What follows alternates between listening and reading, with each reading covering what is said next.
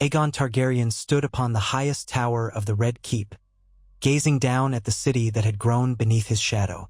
King's Landing spread out along the mouth of the Blackwater Rush, its harbor brimming with commerce and life, a tribute to the power he had wrested from the Seven Kingdoms. The wind that swept in from Blackwater Bay carried a salt-kissed bite, cooling his brow as it ruffled the black and red cloak that hung about his broad shoulders.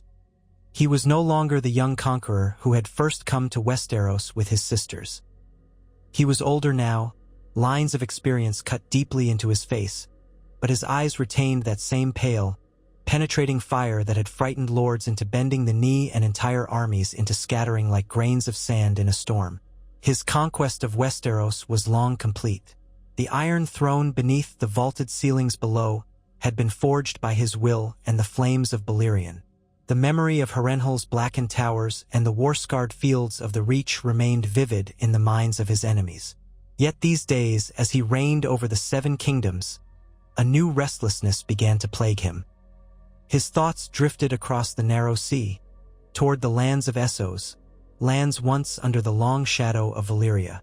He recalled the ancient histories, the tales of the freehold, the spires of a city that had stretched across greatness, and then sunk into ruin on that fateful day of the doom.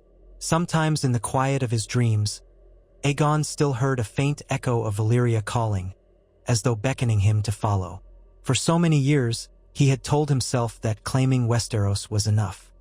He was the king of the Undulls, the Rhoynar, and the First Men, and his will reigned supreme from the Frostfangs to the Summer Sea. But always there was a nagging whisper deep in his soul, a Targaryen restlessness that spoke of destiny unfulfilled. There was a reason the gods had saved House Targaryen from the doom, after all.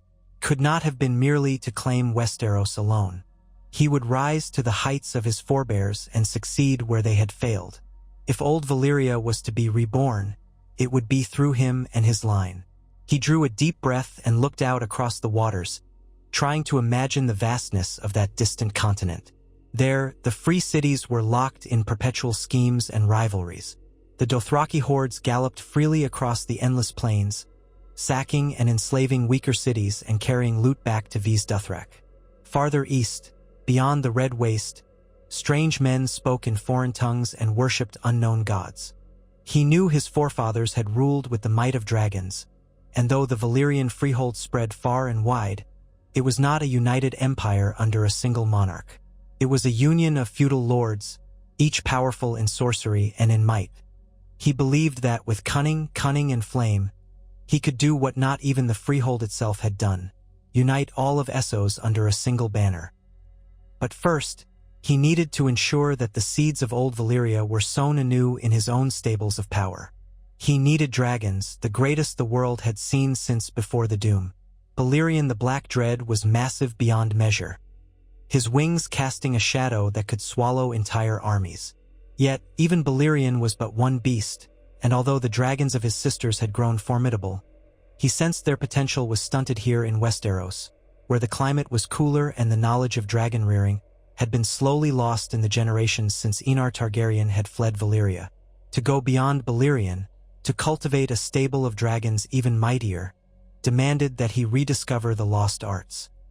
He began by consulting scrolls and tomes that he had gathered from Dragonstone and from the stolen relics of House Velaryon, House Celtigar, and the lesser Valyrian houses that had once thrived on the Isles. He pored over scripts in High Valyrian, deciphering half-burnt records describing feeding schedules, magical practices, and techniques used by the dragon lords of old to produce monstrous creatures of war. The Targaryen tradition had never been as steeped in sorcery as that of the greatest lords of Valyria, but Aegon had set out to rectify that. He surrounded himself with wise men and those few who still practiced the old spells in secrecy. Though he disliked placing too much trust in mystics, he recognized that knowledge was power, and if he was to expand beyond the Sunset Kingdoms, he needed every advantage.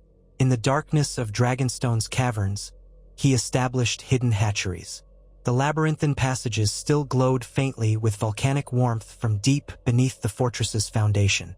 Over months and years, he and those he entrusted to this secret experiment tried new methods of feeding the hatchlings. Some said the greatest dragons of old Valyria had been fed with blood magic, that their keepers had sacrificed entire herds or even living slaves to quicken growth. Aegon was reluctant to replicate such horrors, mindful that Westeros had learned to fear him enough without the specter of black magic. Yet dragons were not simple beasts, and their growth was rumored to be tied inextricably to carnage, war, and the power that men could harness from the natural forces of the earth. He experimented with various offerings: oxen, goats, boars, and sheep. As the dragons grew, he even fed them the flesh of wild mammoths imported from the distant north. And he waited. The first new brood of hatchlings, children of Balerion, Vagor, and Meraxes, soon revealed hints of extraordinary potential. Their scales had colors so vibrant they seemed unnatural, deep shades of black and red like obsidian, shimmering silver, and even pale, ghostly white. As they grew, he noticed that they displayed more aggression and cunning than most of the earlier litters had. One black hatchling, in particular, seemed to share Balerion's fierce temperament. Aegon named it Garelin, after an ancient Valyrian hero who, according to legend, had once battled krakens off the coast of Sithorios. During the early years of the new breeding program, Aegon also turned his attention to political matters. He dispatched envoys into the Narrow Sea, forging alliances with those who controlled the major ports. Myr, Tyrosh, and Lys kept a wary eye on him, for they knew the tales of the Conqueror, but they also hoped to profit from trade with Westeros. For a time, Aegon feigned disinterest in pushing beyond the stepstones, focusing on consolidating his rule at home. But behind closed doors, he sent spies into the free cities. He wanted to know the shape of every political tension, every power structure he might exploit. Rhaenys and Visenya, his sisters, watched these developments with mixed feelings. Rhaenys, spirited and bold, seemed all too eager at the prospect of grand adventures in Essos. She had flown Meraxes high above Westeros' rolling hills for years, dreaming of tasting the exotic delights of the eastern continent. Visenya, more reserved and grim, counseled caution, reminding Aegon that Westeros was not yet free from internal strife. Rebel lords still stirred from time to time, testing the Targaryen hold. The faith in the Seven Kingdoms was strong, and many Septons whispered that dragons were an abomination. But Aegon had not been the conqueror for nothing. He believed that a forward momentum, an expansion, would unify his realm in a shared cause. Once they marched east, any rebellious lord who threatened his rule would quickly be reminded that the crown had the power and the will to destroy any who opposed him. In the 10th year after the establishment of King's Landing, an event happened that jolted the realm's imagination. One of the newly hatched dragons, now nearly the size of a warhorse, burned a stable boy who ventured too close. The stable boy's screams filled the night, and although he survived with dreadful burns, the story spread. These new dragons were savage, more temperamental than the ones Westeros had grown used to. The lords who heard the rumor cast wary glances at the Red Keep, reminding themselves what it meant when the Targaryens had creatures of unstoppable might at their beck and call. Undeterred, Aegon continued. Over time, under the volcanic heat of Dragonstone and with the best knowledge he could glean from ancient texts, the new dragons swelled in size. It was said that each feeding and each spur to violence caused the flames within them to burn hotter. Where once it might have taken decades for a dragon to achieve a fraction of Balerion's girth, these new hatchlings seemed to accomplish similar growth in a fraction of that time. The cost in cattle and gold was enormous, as entire herds had to be brought to them, but Aegon had the resources of Westeros behind him. He was building an instrument of conquest, forging the base of what he believed would be a new empire that would rival even fabled Valyria. He named one of these dragons Tassaries, a creature whose pale scales shimmered with an undercurrent of gold. Tassaries displayed an unnerving intelligence. The keepers swore that it understood their commands before they were even voiced, reacting to body language, eye contact, and gestures in an almost human way. Some whispered that Tassaries was touched by an old and potent magic, that it was the reincarnation of some vanished dragon lord. Aegon was not one to entertain folly, but he did not ignore the possibilities. If Tassaries was special, so be it. Let it be a tool in his hands. When at last the day came that the smallest of the new brood reached the size of Vagor, Aegon and his sisters convened in the great hall beneath the Iron Throne. There they spoke of war, of conquest, and of the legacy they would forge. Visenya wore her long sword across her hip. Her eyes were as hard as the Valyrian steel she carried. Rhaenys's face was lit by excitement, a half-smile playing around her lips, and Aegon, at the head of the table, measured the mood. They were Targaryens, blood of the dragon, and the time had come at last to look east with more than passing curiosity. They would not simply claim a city or two as a staging post. They would bring the entire continent of Essos to heel. His first step was to reassert Targaryen dominion across the narrow sea. The stepstones had long been a haven for sellswords and pirates who raided shipping lanes. Aegon decided to secure those islands first as a fortress from which to advance into Essos. Under his decree, the royal fleet, bolstered by newly built war galleys from the Blackwater shipyards, set sail for the stepstones. The black and red banners flew from 100 masts, and the men of the fleet were hardened veterans who had fought in the wars of unification in Westeros. Their loyalty was unquestioned. Aegon himself took flight on Balerion, flanked by Rhaenys on Meraxes and Visenya on Vagor. The three soared above the stepstones, raining fire upon pirate strongholds and smashing fortifications that had long stood as a menace to trade. Those pirates and mercenaries who saw the dragons overhead either fled into the sea or surrendered, hoping to bend the knee and keep their miserable lives. Without any great houses to muster an army of resistance, the stepstones fell quickly. The Targaryen banners were planted on each stony island, and the region quieted under their dominion. Ports were established, and to the unsuspecting observer, it might have seemed that Aegon was simply securing trade routes.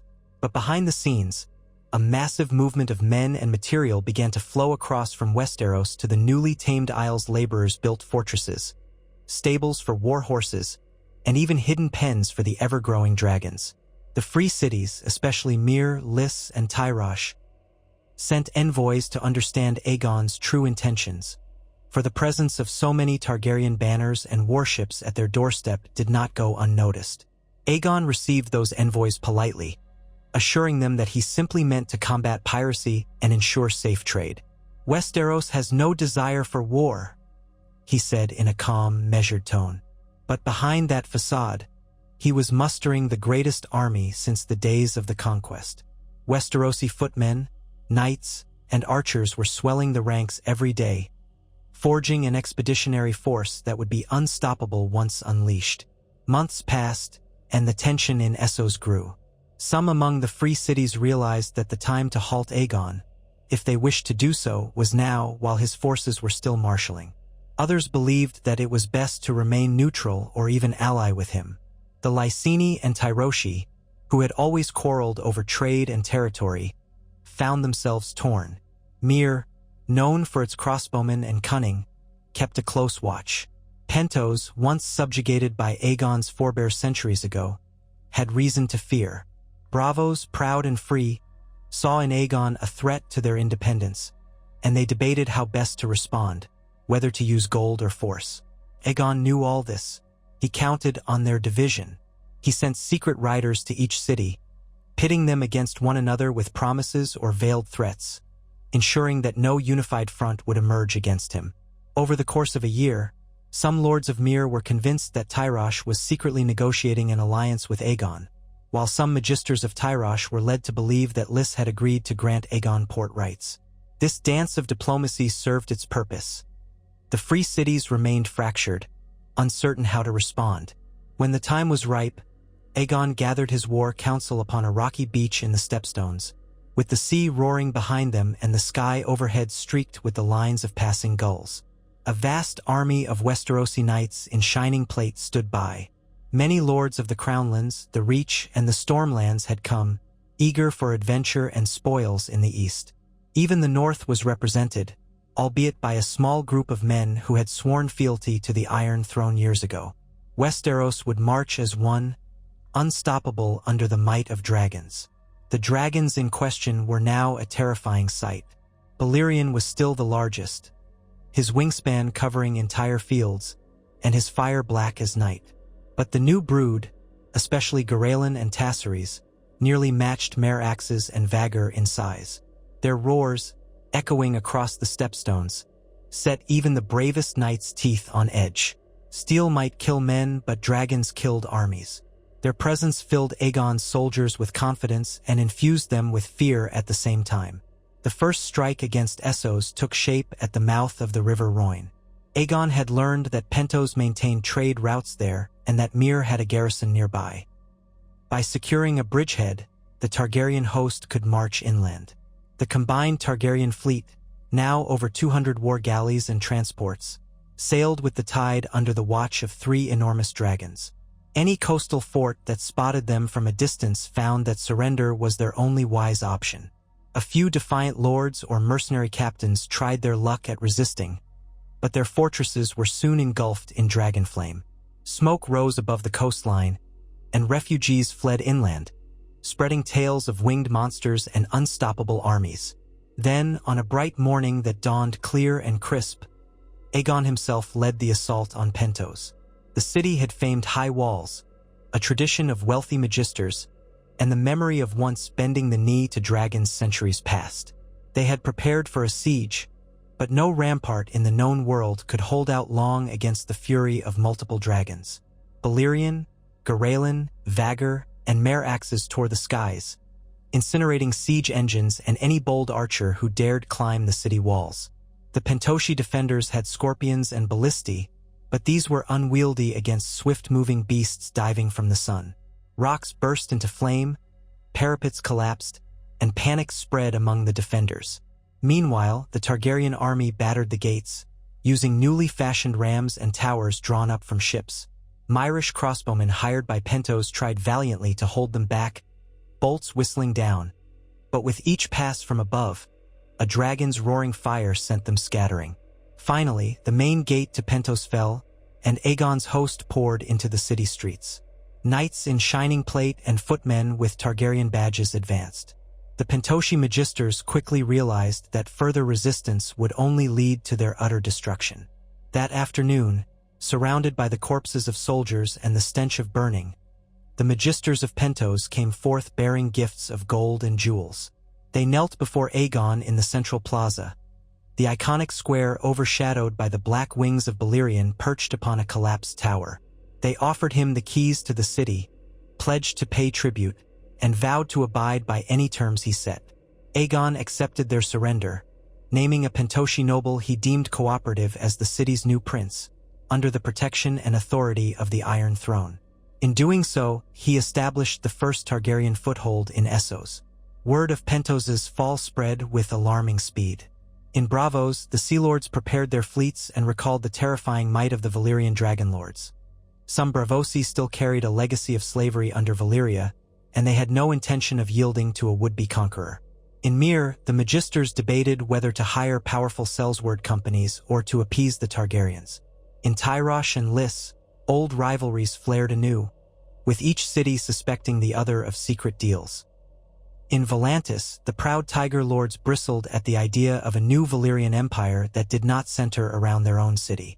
If Aegon intended to march south, they would have something to say about it. But Aegon had no intention of halting. He built on his success in Pentos by moving swiftly. He left a garrison of Westerosi soldiers in the city under a loyal commander and marched south along the coast, torching any fortress that resisted. Towns that surrendered were spared, their inhabitants forced to swear oaths of fealty to the Iron Throne. He proclaimed that all who bent the knee would be protected, and his edict proved surprisingly effective. Much of the common folk in Essos had little love for their feuding magisters and warlords, and to many, exchanging one master for another, especially one who claimed the power of dragons, seemed a wise choice. Along the way, Aegon's dragons began to clash with the monstrous challenges of the Essosi environment. The summer storms of the east could be vicious, tearing through the sky with howling winds that forced the dragons to ground. Once, near a river fortress, a large scorpion bolt caught Garelin in the flank, drawing blood that sizzled upon the stone. The dragon's enraged roar shook the fortress walls, and it annihilated the defenders with a column of fire that turned stone to slag. Rhaenys took delight in these swift conquests, riding mare axes above the columns of marching men, her hair streaming behind her. She would occasionally swoop down to speak with the soldiers, to taste exotic fruit or investigate local traditions. She seemed to thrive on the novelty of the new lands. Visenya maintained a colder distance, vigilant for the slightest sign of treachery. She drilled the soldiers relentlessly, ensuring that each man understood the discipline required in a foreign campaign. Aegon, for his part, balanced it all, projecting authority, forging alliances where he could, and unleashing his dragon's fury where he could not. As the Targaryen host advanced inland, more and more dragons from the brood stationed in the stepstones and Pentos arrived. Some were large enough to be mounted, though not all. Riders, most from lesser Targaryen cousins or sworn knights, took to the skies. On these newly grown creatures, forming a nascent wing of aerial cavalry. Their discipline was questionable at times, for these new dragons were not as accustomed to battle as Balerion or Vhagar. Still, the sight alone was enough to break the spirit of many would-be defenders. The future was taking shape. The Targaryens were creating a new Valyrian legion of dragons. Not all was a simple march of triumph. Dorne had taught Aegon that ground warfare can be vexing, and Essos was far more expansive. While nearing Myr, the Targaryen vanguard encountered a formidable force of mercenary companies hired by the city's magisters, companies that included the Golden Company's Forerunners, the Stormcrows, and several smaller Sellsword bands. Thousands of professional soldiers, experienced in the diverse forms of Essosi warfare, arrayed themselves on an open plain. Their crossbowmen, pike squares, and cavalry formed an intimidating front. Aegon, leading the vanguard astride Balerion from above, contemplated how best to break them. He decided to rely not on brute force alone but also on strategy. Under the cover of night, he directed small units of Westerosi knights to raid the Sellsword's forward supply lines, setting fires and then retreating. As morning dawned, confusion spread through the enemy camp. Then, with the sun climbing in the east, Aegon ordered his dragons into the sky.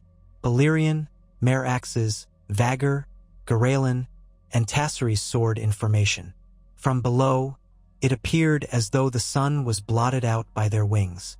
Trumpets sounded from the Targaryen lines, and the footmen advanced as the dragons descended in a torrent of flame. The Sellsword crossbowmen attempted to loose volleys, but aiming at multiple dragons diving from different angles proved nearly impossible. Some bolts struck home, but dragon scales were thick, and the injuries only seemed to enrage the beasts. The pike squares fared no better when confronted with unstoppable blasts of fire. Terrified horses bucked their riders, men fled, and the entire line broke in disarray. Aegon's footmen and knights charged in, exploiting the chaos. The Sellswords made a brief stand, but once the smoke cleared, it was evident that they had been utterly routed. Survivors either surrendered or melted away into the countryside. Myr's magisters, learning of this defeat, quickly lost their resolve. They sent word begging for terms much like Pentos had. It took over a year of constant campaigning, but in that time the Targaryen forces brought Myr, Tyrosh, and Lys to heel. Each city, in turn, submitted to Aegon's dominion, placing puppet rulers who pledged loyalty to the Iron Throne and paying tribute in gold and ships. Some local lords rebelled in small pockets, but these were swiftly dealt with by columns of Westerosi knights and, in more dire cases, by a sudden visitation from above by one of the dragons. At last, Aegon stood at a vantage point overlooking the Straits of Lys. Behind him lay conquered territories stretching all the way back to Pentos. Before him lay the open sea, beyond which lay Volantis, Qohor, and eventually the mysterious East. He reflected on the fact that he was forging a realm that spanned from the Sunset Sea to the eastern edges of the world. Could even that contain his ambition? He wondered if Sithorios or Ulthos might someday quake at the sound of Targaryen wings in the sky. But for now, he contented himself with the knowledge that he had done what no one else had dared since the Doom. He was rebuilding a Valyrian empire, under a single monarch rather than a council of dragonlords. Word of these conquests rippled far. In Westeros, some lords worried about the cost in coin and men. Others saw opportunity in new trade routes and spoils. Among the common folk, songs began to spread about Aegon the Dragon Emperor, who would overshadow all the kings of ancient days. Septs rang with sermons from the most devout, some praising Aegon's might as a sign of the Seven's favor, others warning about hubris that might bring the stranger's wrath. But few openly defied him, for his grip on the realm remained strong, and his dragons had grown only more numerous. In the east, Braavos took note. The proud city, born of escaped slaves, had always seen dragons as symbols of Valyrian oppression. The Sea Lord sent ambassadors to treat with Aegon, offering gold, open trade, and the recognition of each other's independence if Aegon would promise not to challenge Braavos. Aegon accepted the gold but remained non-committal, not wishing to close the door on future possibilities. He dreamed of wearing the entire continent like a crown, and Braavos was a glittering jewel in the north. Volantis, on the other hand, responded with defiance. Proud of its lineage as the first daughter of Valyria, the city had once tried to conquer all the free cities after the Doom. Now it declared that it would never kneel to a pretender with only a fraction of Valyria's blood. The tigers in Volantis roared for war, while the elephants preached caution, but ultimately, they mobilized an enormous army bolstered by war elephants, exotic sellswords, and local magisters. They believed that their sheer numbers, plus the famed walls and blackstone roads of old Valyria, would be enough to hold off even the Targaryens. Aegon relished the challenge.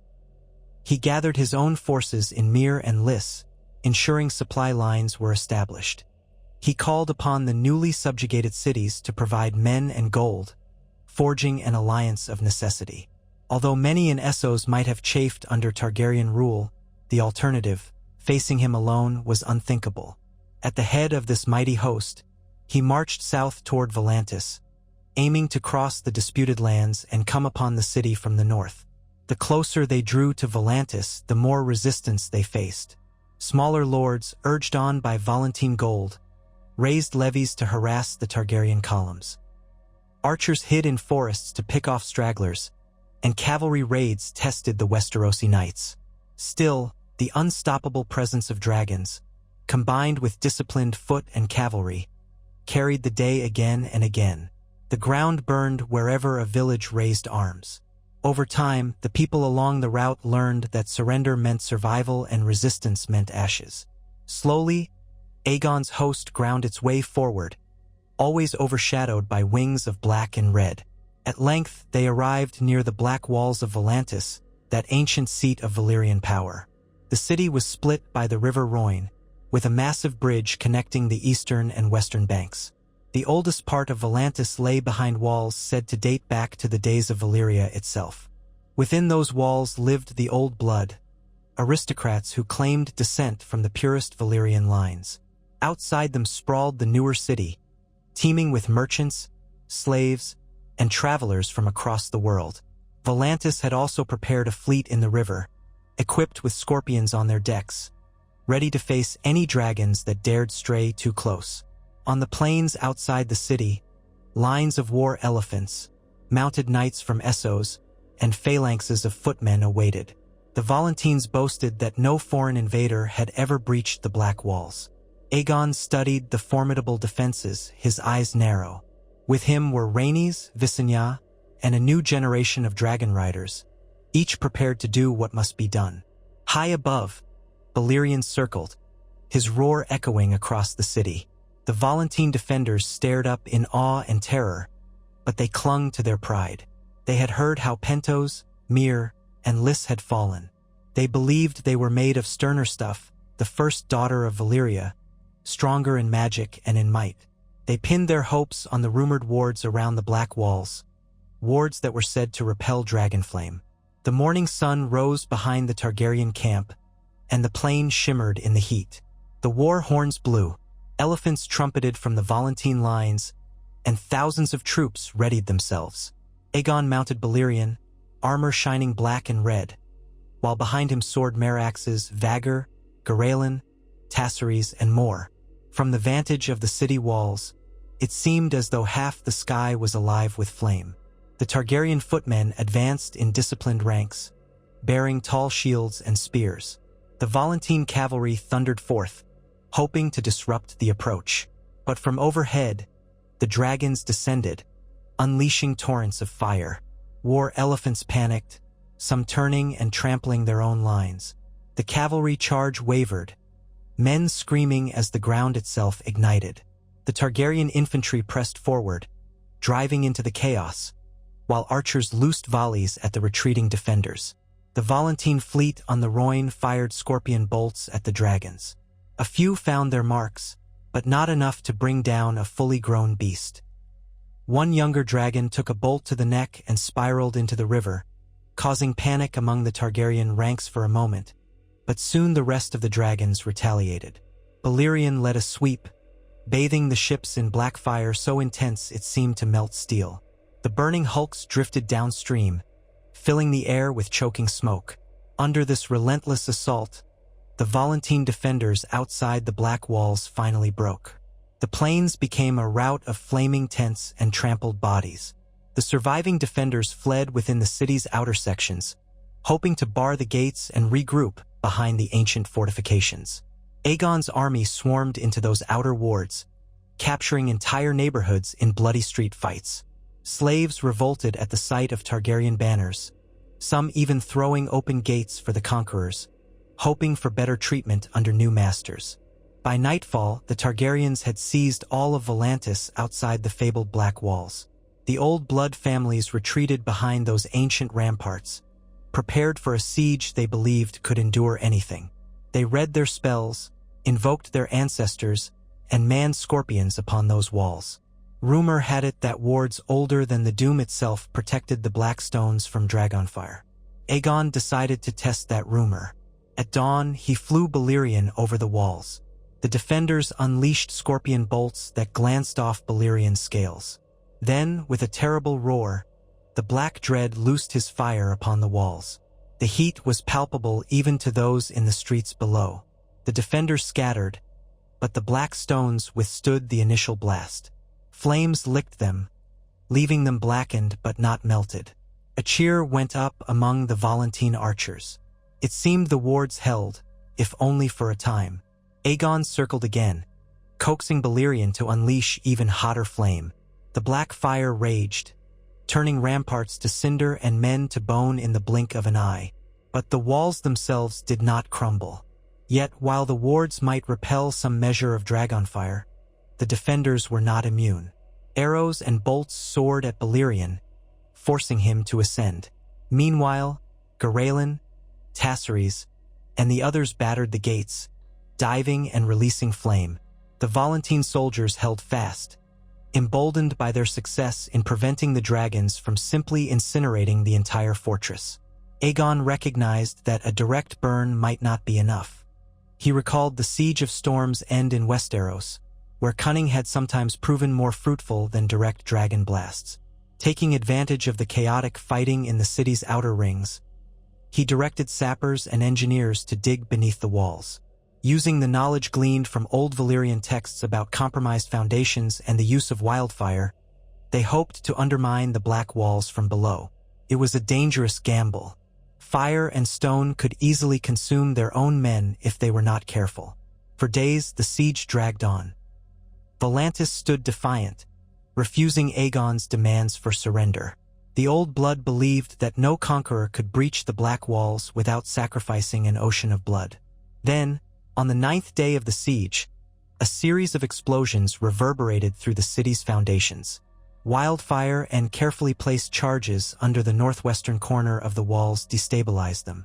At the same time, Aegon led a massive aerial assault, with Balerion and the others concentrating their flames where the structures had begun to weaken. The wards might have been crafted to repel direct dragonfire, but now the stone was cracking from below. Under the combined force of sabotage and sustained flame, a vast section of the walls buckled and collapsed inward, crushing defenders and leaving a gap wide enough for an army to flood through. Seizing the moment, Aegon ordered the Targaryen infantry and knights to charge. They poured through the smoking breach, swords flashing, while overhead the dragons kept the defenders pinned. Volantene soldiers fought bravely, but they were overwhelmed by the unstoppable momentum of dragon-backed armies. Aegon himself landed Balerion in the largest courtyard within the Black Walls, an area once reserved for the city's most sacred ceremonies. There, with smoke swirling around him, he dismounted, sword in hand, flanked by his queens and their dragons. The old blood families had nowhere left to run. Some tried to flee deeper into the fortress. Others threw themselves at the king's feet begging for mercy. In that terrible courtyard, Aegon passed judgment. Those who had led the defiance were stripped of titles and wealth, some executed on the spot, while others were spared to serve as an example of Targaryen mercy, if they swore total allegiance. Thus fell Volantis, the proudest of the free cities, brought to its knees by Aegon's unyielding will and the power of dragons. The conquest of Volantis sent shockwaves across Essos. Many realized that if even the mightiest city, with its ancient walls and proud lineage, could not withstand the Targaryens, then resistance was futile. Word of Aegon's unstoppable campaign spread as far as Karth and the Jade Gates. Some whispered that the ghost grass of the Far East would one day bow to him. Others claimed that not even the Great Sand Sea or the Bone Mountains could hinder the man who had tamed half the known world. Merchants in distant markets began to accept Targaryen coin as a standard currency, further binding the continent under Aegon's influence. As months turned into years, Aegon continued to consolidate his rule over the territories now claimed by the Iron Throne. He restructured local governance, placing Targaryen or loyal Westerosi administrators in key positions, but also granting a measure of autonomy to local customs to avoid massive revolts. The trade routes along the Rhoyne flourished under the new stability, and new coin poured into King's Landing from across the sea. In Westeros, lords who might have been resentful of Aegon's tight grip were mollified by a share in the spoils. At Dragonstone, the secret hatcheries thrived, producing ever larger and more fearsome dragons. It seemed that with each battle, each feast of carnage, the monstrous brood grew. Garelin, Tassaries, and several of their broodmates approached Balerian size, a sight once thought impossible. There were murmurings that the practices used to breed them skirted black magic, that the Targaryens were twisting the natural order. But none dared to voice such suspicions too loudly, for fear of a visit from the king's men or the king's dragons. Yet with power came new perils. Managing such a vast domain was not a simple matter. Rebellions flared in remote regions of the conquered lands. Sellsword companies reformed, hiring themselves out to exiled lords who dreamed of expelling the Targaryens. Meanwhile, tensions simmered in Westeros itself, where some argued that Aegon lavished too much attention on Essos and neglected the day-to-day governance of the Seven Kingdoms. His children, born of his unions with Visenya and Rhaenys, grew in a world where half their inheritance lay across the sea. Questions arose about succession and how to govern two continents. Aegon remained resolute. He believed that the iron will of the Targaryens could bind it all together, if only the might of the dragons remained unquestionable. He began to envision a grand capital in Essos that would rival King's Landing, perhaps near the mouth of the Rhoyne, a city that would symbolize the union of Westeros and Essos under a single ruler. He considered naming it Aegon's Bridge or New Valyria, a testament to the empire he was forging. He was no fool, though. He knew that the Dothraki, beyond the free cities, would see a rich opportunity for plunder in this new empire. The Dothraki Khalasars had not yet clashed with his dragons in any organized way, but it was only a matter of time. They roamed the vast plains, unstoppable by conventional armies, sacking cities that did not pay them off or demonstrate enough strength. If Aegon meant to claim Essos in its entirety, he would have to face them eventually. And so, after subduing Volantis and establishing garrisons along the lower Rhoyne, he turned his attention inland, preparing to confront the Horse Lords. The first skirmishes with the Dothraki were small. Scouts reported that a Khal named Zaloro was riding west with 10,000 warriors, drawn by rumors of rich plunder in the newly conquered cities. Aegon decided to meet them head-on in the rolling plains west of Volantis. He marched an army of Westerosi knights, archers, and spear infantry, supplemented by local auxiliaries who knew the terrain. Overhead flew a wing of dragons, led by Balerion and Vhagar. The Dothraki were fierce. Their screamers thundered across the plains, brandishing arrocs, whooping war cries into the sky. They believed themselves unstoppable in open-field battles. Indeed, many times in history they had shattered disciplined armies that dared fight them on their terms. But they had never faced multiple dragons. When Aegon unleashed Balerian's fire, entire swaths of Dothraki riders vanished in billowing infernos. Rhaenys and Meraxes sowed havoc on the flanks, while Visenya's Vagr struck with lethal precision. The ground erupted in flames, and horses screamed as they scattered in terror. The Dothraki were undone, their famed mobility useless when confronted with fiery death from above. Khal Zaloro tried to rally his men, but Tasiri swooped down, seizing horses and men in its talons, flinging them aside like broken dolls. Those Dothraki who survived fled into the east, carrying tales of dragons that turned grass to glass. Though it was a decisive victory, Aegon knew that defeating one Khalasar was not the same as conquering the Dothraki Sea. The horse lords were scattered and numerous, each Khal leading a band of warriors. To bring them to heel, one would have to demonstrate sustained dominance over the Great Grass Sea.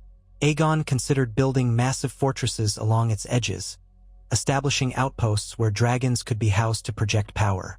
Yet even that would demand enormous manpower.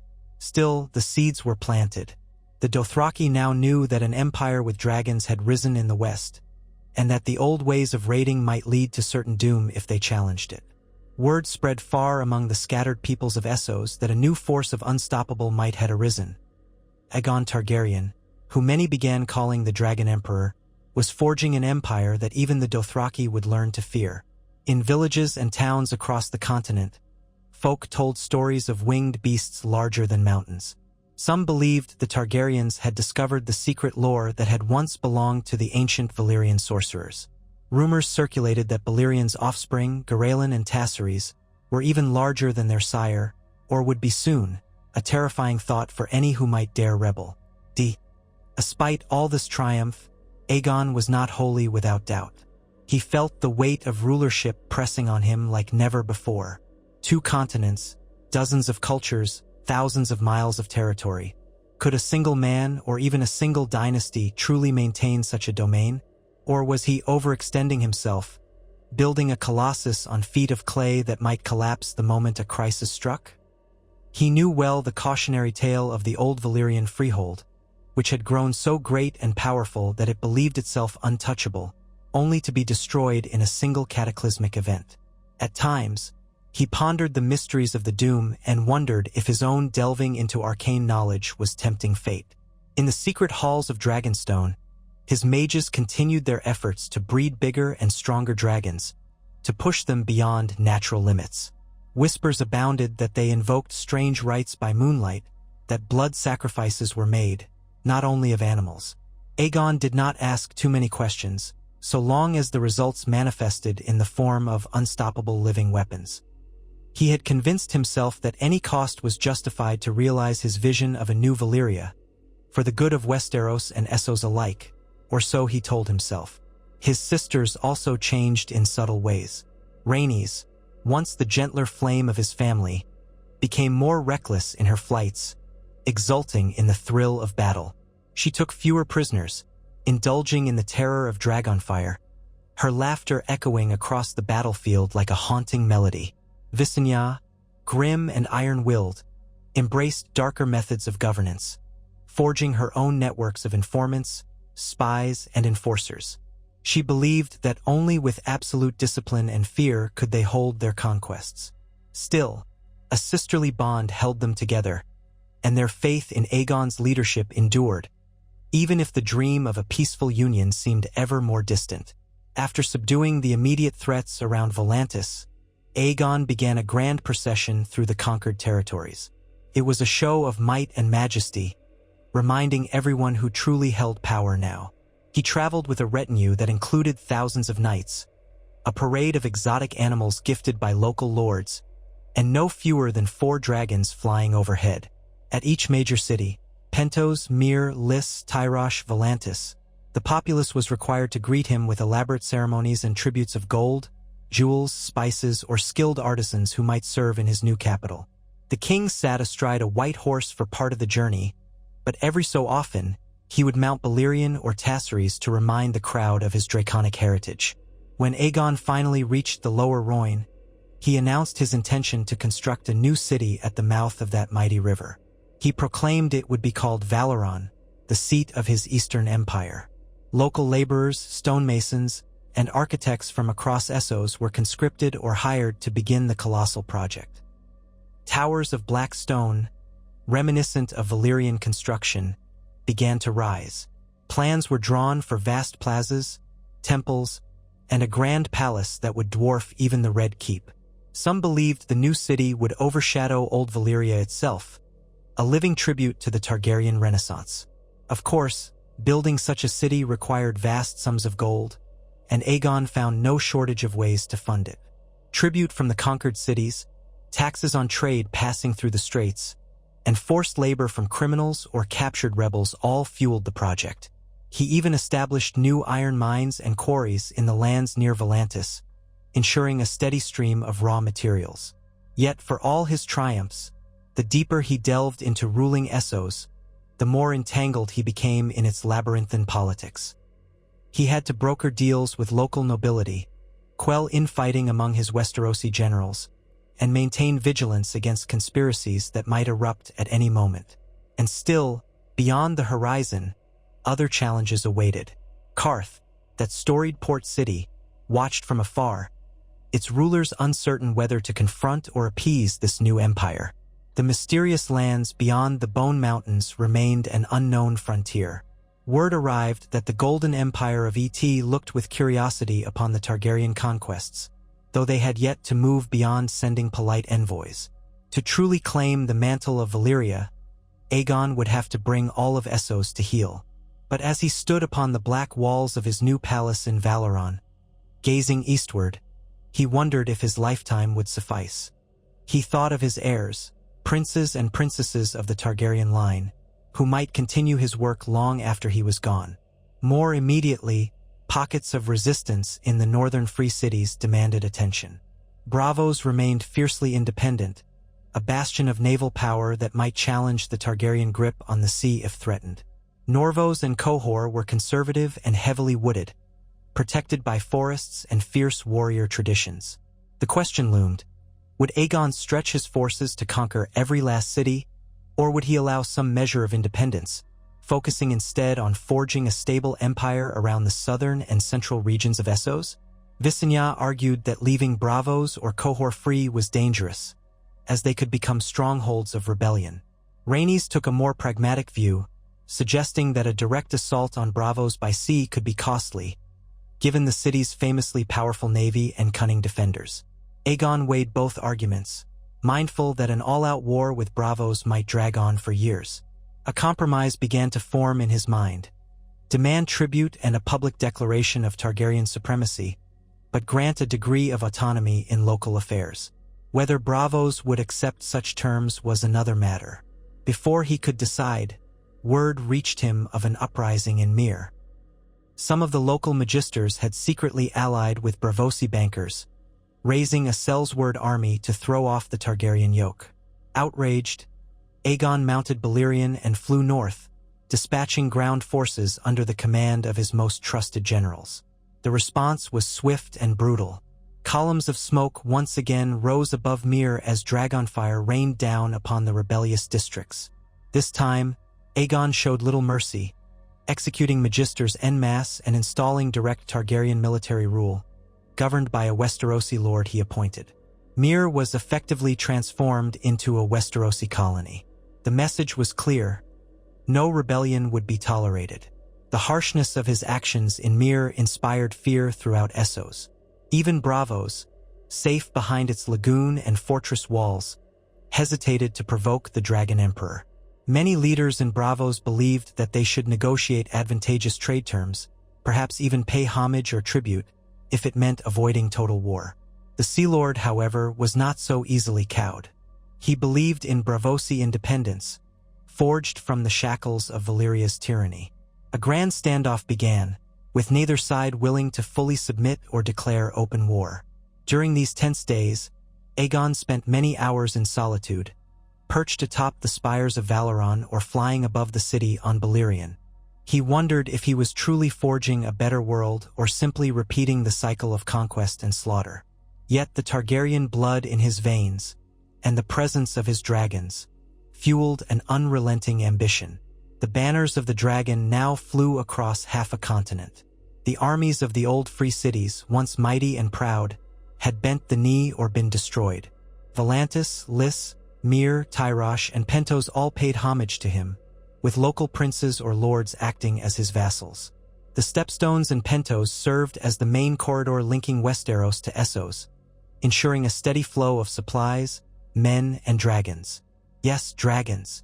By now, the new breed Garelin, Tassaries, and others had truly come into their own. Garelin rivaled Balerion in sheer bulk, though Balerian's wings might still claim a slight edge in span. Tassaries was known for its near-white scales flecked with gold, a mesmerizing sight that almost glowed at sunrise. If Balerion was the embodiment of ancient terror, Tassaries felt like some herald of a new age, blinding in its brilliance. Rhaenys took a particular liking to Tassaries, and sometimes she rode it instead of mere axes. The synergy between rider and dragon was frightening to behold, as they performed soaring aerial maneuvers that awed even seasoned soldiers. The presence of these behemoths allowed Aegon to station multiple dragons in different corners of his empire, each capable of putting down revolts or sending entire armies scurrying.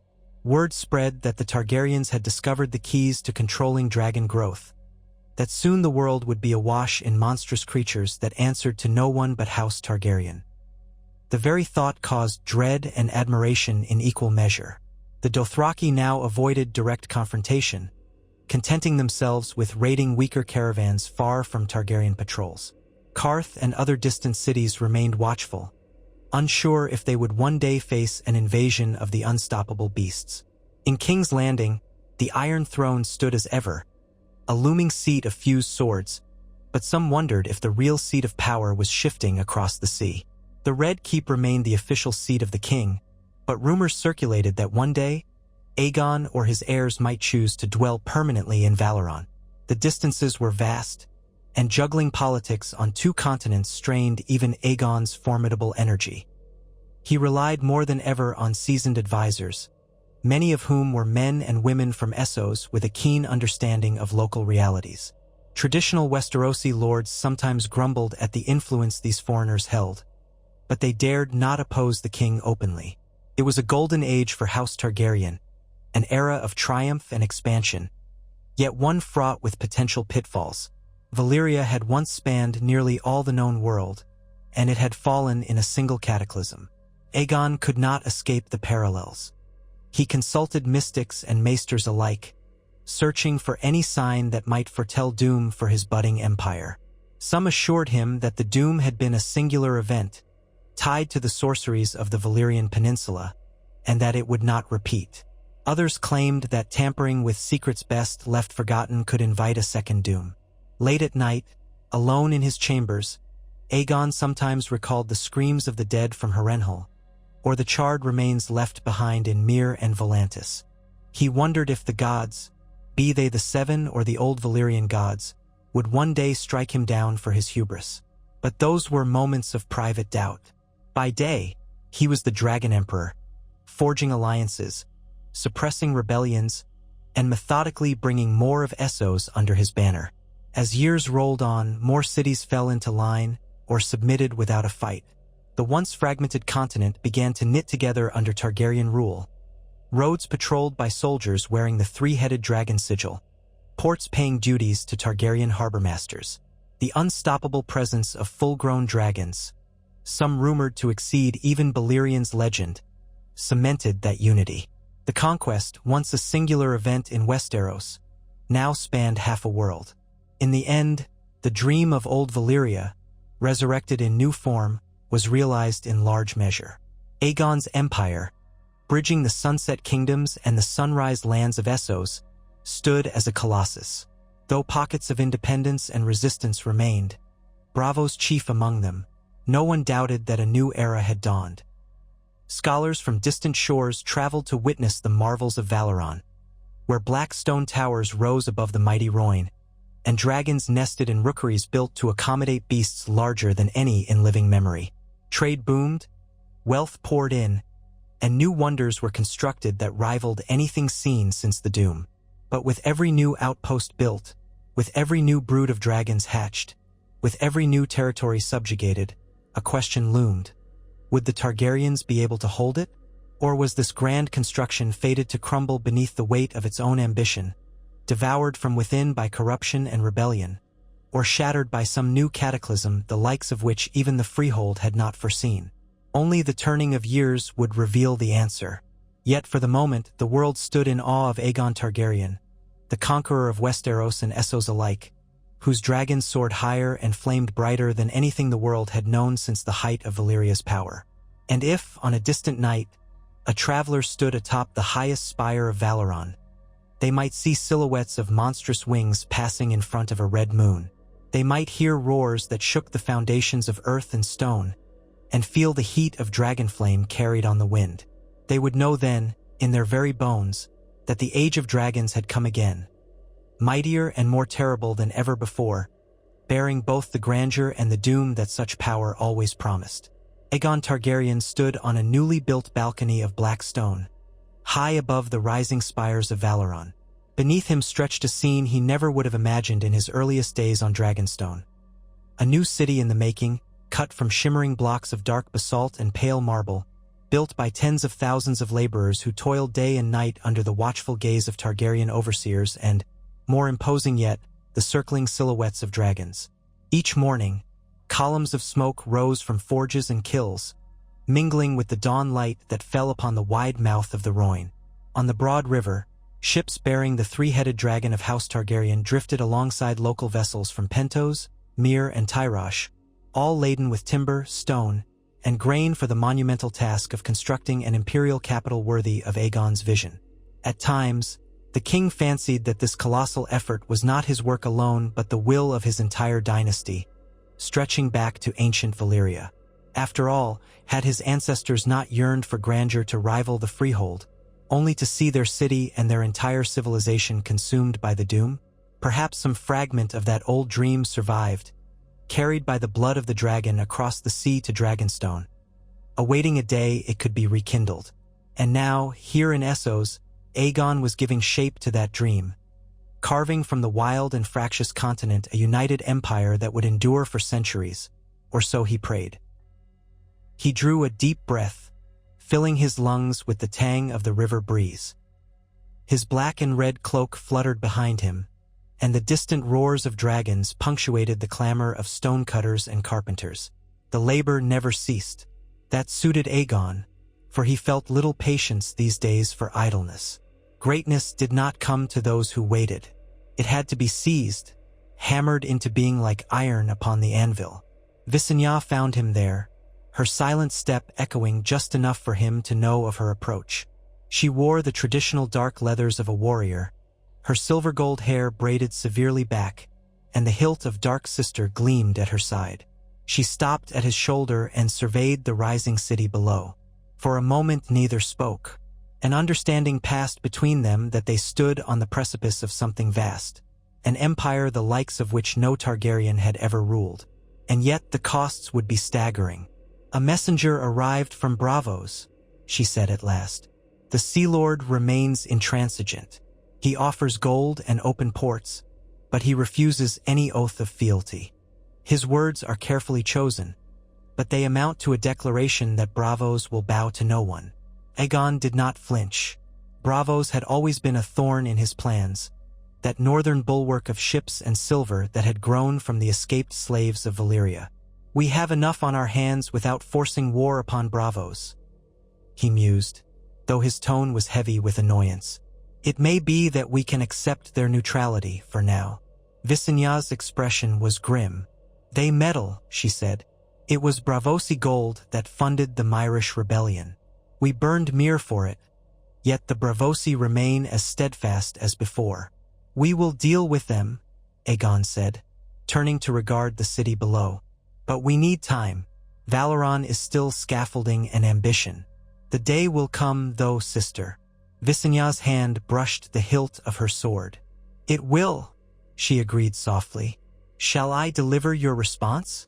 Aegon nodded. "Tell them we accept their offer of trade and peace. Emphasize that I hold no ill will, provided they do not seek to undermine the empire we're building." Visenya inclined her head, though her lips thinned at the notion of parleying so gently with a city that had spurred so many intrigues. Yet Aegon's will remained unyielding, and she would see it done. As she retreated, he stayed a moment longer, eyes fixed on the bustle below. He heard a thunderous roar behind him and turned to witness Garaelin's massive shape swooping low over the half-finished battlements. If any dragon might one day exceed Balerion in size, it was Garaelin. His scales, black as deep coal, shone with faint veins of crimson that almost appeared to pulse with each flap of his colossal wings. In the courtyard, soldiers and laborers alike scattered to avoid the gusts of dust and grit sent up by his landing. Aegon watched with a mixture of pride and unease. For all the might dragons granted him, he had not failed to notice an unpredictable wildness in these new beasts. They had been bred with intense methods, possibly crossing lines into sorcery that even old Valyria had only rarely dared. Whatever the truth, they grew fast, and some said they grew hungry for war. Descending the winding steps, Aegon reached the courtyard just as Garaelin folded his wings. A handful of keepers in Targaryen livery tried to approach, but the beast snapped at them, nearly tearing off a man's arm. Aegon strode forward, calling out in the high Valyrian words that dragon riders used to soothe or command. The fire in Garaelin's eyes flickered, and with a growling rumble, the dragon lowered its head. The king placed a firm hand upon the creature's snout, speaking soft entreaties. Only then did the keepers dare come close again. "You are restless," Aegon murmured to the dragon, as though speaking to an old friend. In a way, it was true. Dragons, especially these new broodlings, seemed to sense that the empire hungered for expansion, and the simplest expression of that hunger was flame and blood. Aegon recalled the burning fields of the Reach, the charred towers of Harrenhal, the black walls of Volantis cracked and molten. With so many conquests behind him, he had grown almost comfortable with the stench of war. But a voice within him whispered that too much fire might one day consume even the hand that wielded it. He dismissed the thought, returned to his chambers, and donned the regalia of state. A black doublet embroidered with the Targaryen sigil, a heavy cloak lined with the fur of some exotic beast from Sithorios, and the crown he had worn since taking the Seven Kingdoms. An empire that spanned 2 continents demanded unyielding strength of presence. Late that afternoon, he held court in a great hall that had been hastily erected from blocks of basalt and draped with crimson banners. Though it lacked the grandeur of the Red Keep's throne room, it served as the nexus of authority in Valoron.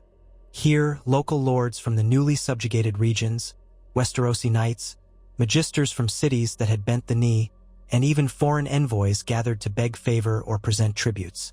The crowd parted in hushes as he entered, and all bowed, for the memory of cities burned to cinders had taught them that defiance could lead to swift ruin. The first to step forward was a magister from Tyrosh. He reported that pirates again plagued the shipping lanes beyond the stepstones, led by a cunning corsair who struck quickly and vanished into hidden coves. Aegon's expression darkened at that. He had subdued the stepstones to prevent exactly this scourge, but pirates always found new lairs. He promised swift retribution, ordering one of his admirals to prepare the royal fleet to scour the islands once more. Next came a delegation from the mainland, a stout man wearing Cohoric robes, woven with elaborate forest designs, offered gifts of fine steel weapons. Qohor was famed for its smiths, second only to those in Valyria's prime, if the tales were true. He bowed low, praising the Targaryens' victory over Volantis and offering a pledge of amity. Aegon accepted, but his ears pricked when the Qohoric man hinted that the city desired formal independence in exchange for paying tribute. Qohor might quake at the sight of dragons, but it was rumored they dabbled in darker arts, blood sacrifices in their shadowed groves. Aegon looked down on the envoy from the basalt dais, coolly evaluating whether an immediate campaign to subjugate Qohor would be wise or if these pleas for independence could be parlayed into a more stable relationship. He decided, for the moment, to accept their gifts and demands at face value. "Let the black goat of Qohor remain untroubled," Aegon declared. "Provided your city does not foment rebellion or offer refuge to enemies of the throne, We will not press your boundaries." It was a measured statement, and it drew quiet relief from the Cohoric delegation, who bowed so deeply that their foreheads nearly touched the polished stone. The day wore on in this manner, a procession of supplicants and petitioners passing before the Targaryen monarchy. Rhaenys and Visenya stood at either side of the dais, Visenya silent and watchful, Rhaenys bright-eyed yet strangely distant, as though imagining that at any moment she might mount mare axes and be off, exploring the wide skies. When the last petition was heard, the hall began to empty, torches guttering as the sun dipped below the horizon. Aegon retired to private quarters, newly carved rooms behind the throne space. There, he found Rhaenys already waiting. She had dismissed her attendants and removed most of her ceremonial armor, leaning against a window slit that overlooked the river. The fading light of sunset caught in her hair, making it glow. "You seem troubled," Aegon said, stepping beside her. From here, one could glimpse the swirl of the Rhoyne, tinted orange by the dying sun. Distant fishing boats skimmed the waters, and beyond them, caravels and galleys loaded for the next day's commerce. Rhaenys considered before speaking. "Do you remember the day we first took wing from Dragonstone, heading west for the conquest of Westeros? How young we were, how certain we felt." Aegon almost smiled. "I recall. The wind was brisk, and the promise of destiny was strong on the air." She turned to him, her eyes searching his face. "Sometimes I dream of that day, but in my dream we are not flying to Westeros. We're flying somewhere else, to a land of swirling red clouds, where dragons fill the sky from horizon to horizon." She paused, exhaling softly. "I think perhaps I'm remembering the stories of Valyria we heard as children. I wonder if we've done right by recreating that world, or if we are only sowing a future calamity." Aegon took her hand in his. "Our house survived the doom for a reason, Rhaenys. If we do not revive Valyria's legacy, it will fade into dust. All we've seen in Essos, the petty wars, the cruelty of the Magisters, the endless Sellsword strife. Surely we can bring order. Dragonfire can burn, yes, but it can also forge. This continent needs forging as much as Westeros did." She nodded, though her gaze remained thoughtful. "Yes, I believe that. It's just, I recall the words of the old songs. Fire consumes as well as warms. Our dragons are bigger, fiercer, more numerous. But are we certain we can control what we've made?" He tightened his grip. "We must. We will." She hesitated, then leaned to kiss him lightly on the cheek. "Very well, my king, but be wary of the wind that fans these flames." In the days that followed, a calm, albeit uneasy, descended on Valoron. The city continued to sprout new ramparts, new towers, new avenues that glimmered under fresh-laid cobblestones. Tributary caravans arrived from Pentos, Tyrosh, and Myr, bringing grain and materials. Envoys from Volantis came to consult with Targaryen overseers, who were reorganizing trade routes along the coast. Outwardly, it seemed the empire was functioning, though the constant presence of armed patrols and roving dragons revealed a realm held together as much by fear as by loyalty. Yet the seeds of dissent persisted. In Pentos, some Magisters still chafed at Targaryen rule.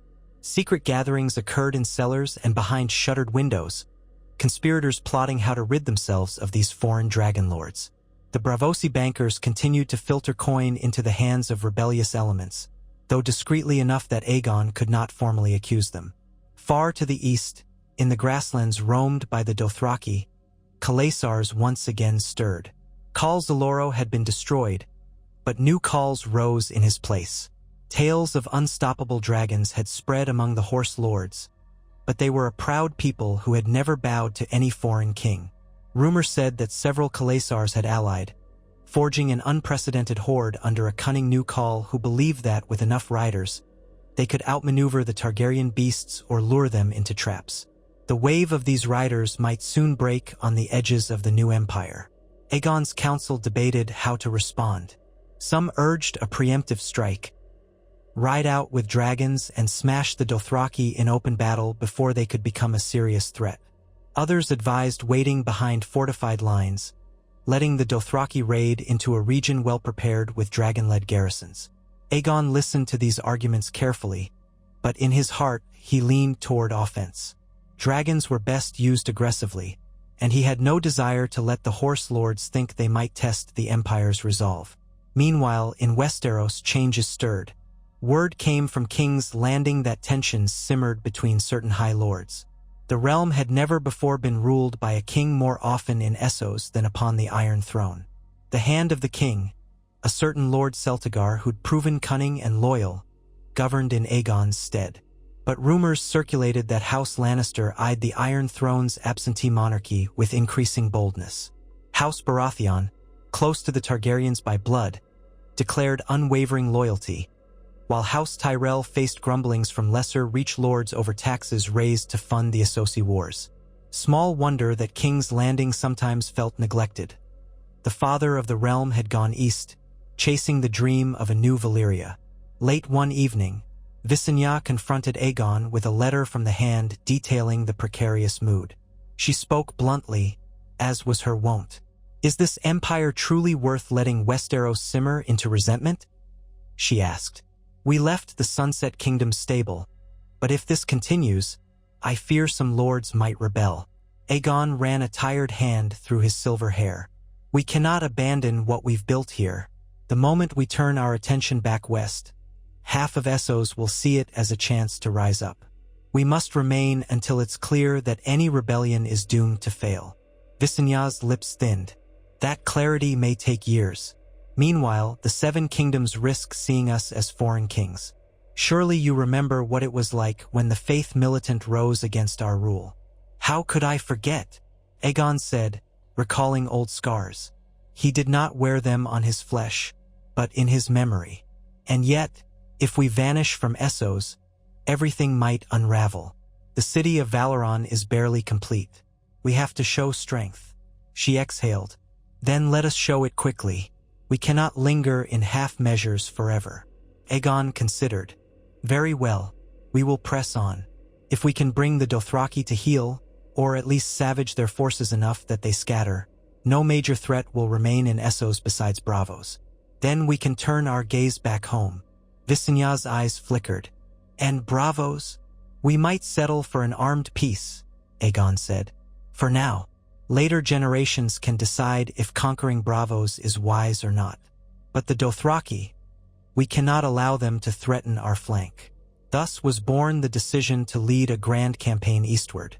Aegon would muster a host from the newly integrated territories, supplemented by Westerosi knights who had come for glory and plunder. Dragons would scour the grasslands, hunting down any Khalasar that refused to bend the knee. It was an audacious strategy, for the Dothraki Sea was vast, and no fortress or city to besiege offered a tidy victory. Yet Aegon believed that repeated hammer blows from dragons would break the spirit of the horse lords. Even the mightiest warriors could not stand if their horses burned beneath them. Preparations began in earnest. The clang of steel rang out in Valoron's forges, and caravans loaded with supplies rumbled north and east. Knights polished their armor and sharpened their swords. Sellsword companies, once enemies, were now hired to bulk up the Targaryen ranks. Aegon preferred using Westerosi lords and sworn men, but the scale of this expedition demanded more. He chose 5 dragons to accompany him: Balerion, Vhagar, Meraxes, Garelin, and Tassaries, along with 3 somewhat smaller ones whose riders were lesser Targaryen cousins or proven dragon seeds. The spectacle alone would terrify entire armies, or so he hoped. Rhaenys looked forward to the campaign with a wild gleam in her eye. She had grown weary of presiding over stiff ceremonials in Valoron. The open sky, the rush of wind, the thrill of unleashing dragonflame upon a foe, these called to her like an old song. Visenya, in contrast, regarded the plan as necessary but also fraught with risk. The Dothraki might be cunning, might lure dragons into ambushes or spread out so that the Targaryens were forced to chase ghosts across the plains. Aegon believed that the Dothraki were too proud to rely on guerrilla tactics for long. They would try to mass for a decisive confrontation, and when they did, the dragons would burn them. It took months to organize. During that time, Aegon left a strong garrison in Valoron under one of his most trusted bannermen. He hammered out fresh treaties with Pentos and Tyrosh, ensuring they would funnel supplies to his columns on the march. He also dispatched more men and ships to the stepstones to safeguard trade routes from the pirates still prowling about. He could not afford a disruption in his supply lines. Finally, the day came. With banners streaming and horns blasting, the Targaryen army marched east from the regions around Volantis. Footmen in disciplined ranks, cavalry in shining armor, baggage wagons loaded with provisions. At their head rode knights of the Kingsguard, cloaked in white, and behind them the 3 Targaryen siblings on their dragons. The ground shook beneath the weight of thousands of boots and hooves. Locals lined the roads, some in awe, others in fear, as they watched the greatest host Essos had seen since the Valyrian freehold's heyday disappear into the rolling horizon. The transition from the more civilized lands around the Rhoyne to the open steppe was abrupt. Fields and villages gave way to endless grasses stretching in every direction. The wind hissed across the plains, ruffling the tall blades that swayed like waves on a green sea. At times, one could see for leagues, unbroken by hill or tree, and the blazing sun overhead felt merciless. Here was the domain of the Dothraki, and Aegon knew well that no walls or moats would hamper their approach. The only fortress he could rely on was Dragonfire. Scouts roamed ahead, searching for any sign of Khalasars. The Dothraki were known for their speed and stealth, and it did not take long for the first skirmish to occur. A band of Dothraki outriders found the vanguard of Aegon's army. The horse lords rode in swiftly, loosing arrows from their saddles, then retreated before the Westerosi knights could form a countercharge. A handful of men died on both sides. That night, a Dothraki arrow took a sentinel in the darkness, leaving the army on edge. As the days wore on, these attacks intensified. The Dothraki tested the Targaryen columns, always staying out of range of the main force, harassing supply wagons. Twice, small groups of foragers were cut down entirely. Aegon responded by sending the dragons aloft, their riders scanning the plains from above. But the Dothraki outriders proved adept at hiding in hollows, tall grass, or narrow depressions invisible from a height. Frustration grew, felt like swatting at gnats while trudging through the baking sun. Knights sweated and cursed in their heavy armor. Footmen complained of blistered feet, and water sources proved scarce. But Aegon pressed on deeper into the sea of grass, determined to force a confrontation. Then, at last, a scout returned breathless one evening. He spoke of an enormous Khalasar encamped less than a day's ride away, swirling dust on the horizon marking their position. By his estimate, the Dothraki there numbered at least 40,000 riders. Aegon's entire host was only somewhat larger if one counted all the foot and cavalry, though he had dragons to tip the scale. The scout claimed the Dothraki looked ready for battle, proud and defiant. Aegon was pleased. This was precisely what he had hoped, for the Khals to gather and face him in open war. He halted his column and ordered the men to make camp. Pavilions sprang up, horses watered, weapons checked. A hush of anticipation spread among the ranks, for on the morrow, they would meet tens of thousands of Dothraki in pitched battle. Knights told one another that Dragonflame would scatter the barbarians with ease, but some veterans remembered stories of how fast and deadly the Dothraki could be when they charged as one, a living tide of hooves and steel. That night, the sky was a deep purple, stars scattered like shards of ice. Aegon gazed at the heavens from outside his tent, thinking of the battles that had come before, Harrenhal, the Field of Fire, the Stepstones, Volantis. Each had its own terrors, yet he had always emerged triumphant. Had he grown complacent, trusting too much in dragons? No, he dismissed the doubt. Dragons were the source of Targaryen might, and tomorrow they would prove it again. Rhaenys joined him, her face lit by the flickering glow of braziers. She wore only a light tunic and breeches, an arak slung at her hip, an exotic trophy she'd taken from a fallen Dothraki warrior in an earlier skirmish. Though she still carried her beloved sword, she had found the curved blade apt for slicing from horseback or dragonback. She handed him a cup of water, her expression unreadable. "Are you ready?" she asked. He nodded. "We've come for this. Let them come. She drew close enough for him to smell the faint spice of her sweat and the leather of her tunic. When the time comes, I'll take Meraxes down the center. Let them see a queen in the sky, raining fire. Her lips curved in a half-smile that spoke of excitement and concern mingled. Just be careful, Aegon said. You know how swift they can be with their arrows. Rhaenys tossed a stray lock of hair from her face. Dragons are swifter. But yes, I shall take care. She squeezed his arm, a gesture both intimate and martial, then walked away into the darkness, leaving him alone with the night. Dawn arrived in a blaze of gold and crimson, the grasslands shining with dew.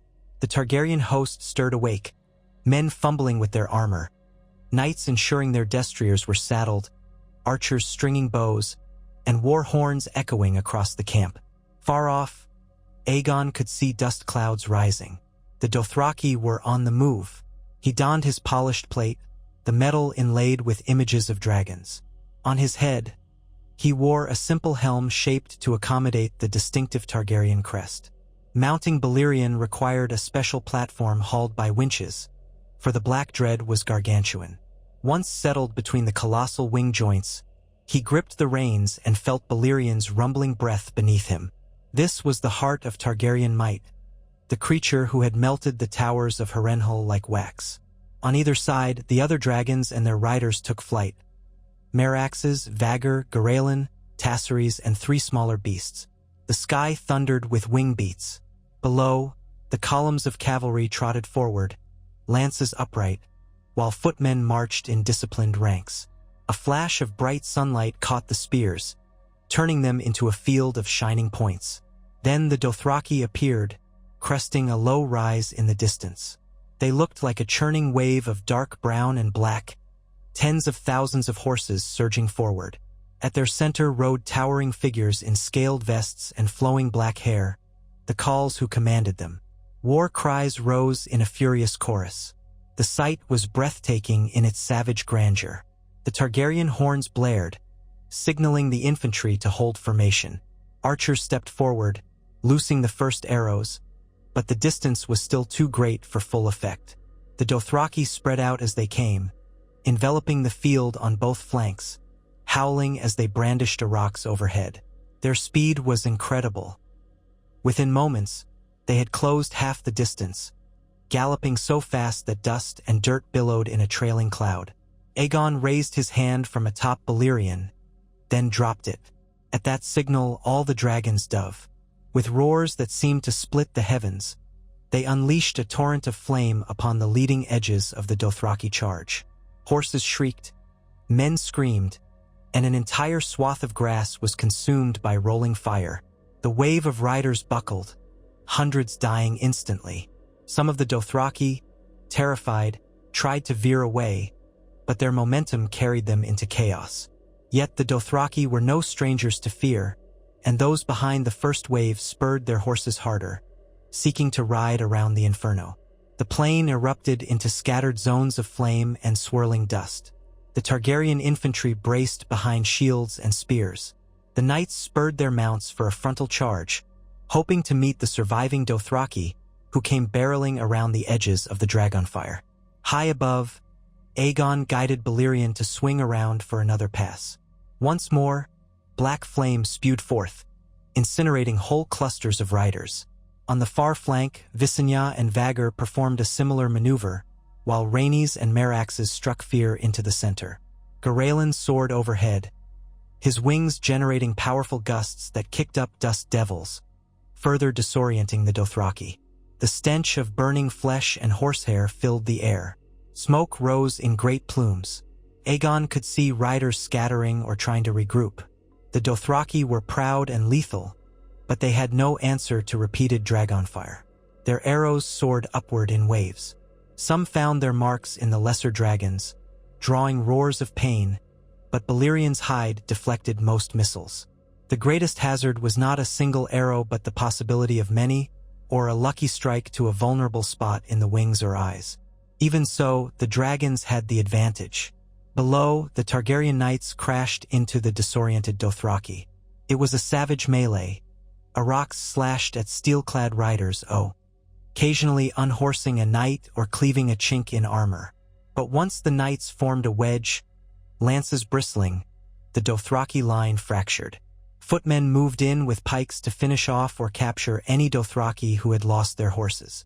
For nearly an hour, the plain became a maelstrom of swirling dust, fire, and screaming men and beasts. Every few minutes, another dragon swept across the battlefield, sowing fresh destruction. Eventually, the Dothraki center collapsed entirely. One of the prominent khals, a huge man wearing a gilded arak, tried to rally his blood riders, but Rhaenys guided mare axes into a dive, bathing them in white-hot fire. The khal's defiant roar vanished in a conflagration that left only blackened bones. That was the turning point. The surviving Dothraki, seeing their revered khal burned alive, broke into a full retreat. Thousands thundered east, away from the unstoppable might of dragons. Aegon let them go. Chasing scattered riders across the grasslands would be a fool's errand. Better to let them carry stories of Targaryen power back to the far reaches of the Dothraki Sea. The message was clear. Any khalasar that dared stand against the dragons would share the same fate. By midday, the battle was won, though the cost in lives was not small. Hundreds of Westerosi footmen lay dead, along with a fair number of knights who had been unhorsed or overwhelmed in the swirl of combat. Thousands of Dothraki corpses littered the field, along with horses, scorched and trampled into the blackened grass. Smoke drifted across the battlefield, and the sun overhead baked the carnage into a stifling reek. Aegon circled once more atop Balerion, scanning for any sign of organized resistance. Finding none, he brought the Black Dread down in a clearing near the battered lines of his army. Cheers erupted from the living soldiers, though they were ragged, streaked with soot and blood. Some archers collapsed from exhaustion, while knights slumped in their saddles, panting. Yet they had triumphed. Dragonfire had shattered the greatest threat the Dothraki could muster in one place. Rhaenys and Visenya joined him, dismounting mare axes and Vagor with practiced grace. A hush fell as the Targaryen siblings stood together on the plain, their dragons looming in the background, wings still half spread. The surviving officers formed a ring, waiting for the king to speak. Aegon removed his helm, revealing sweat-soaked hair plastered to his brow. "Well fought," he said, his voice carrying. "You have delivered a blow from which the Dothraki will not soon recover. Carry word that any khal who seeks to test us shall be put to the torch. Today, the might of House Targaryen stands proven." A ragged cheer went up.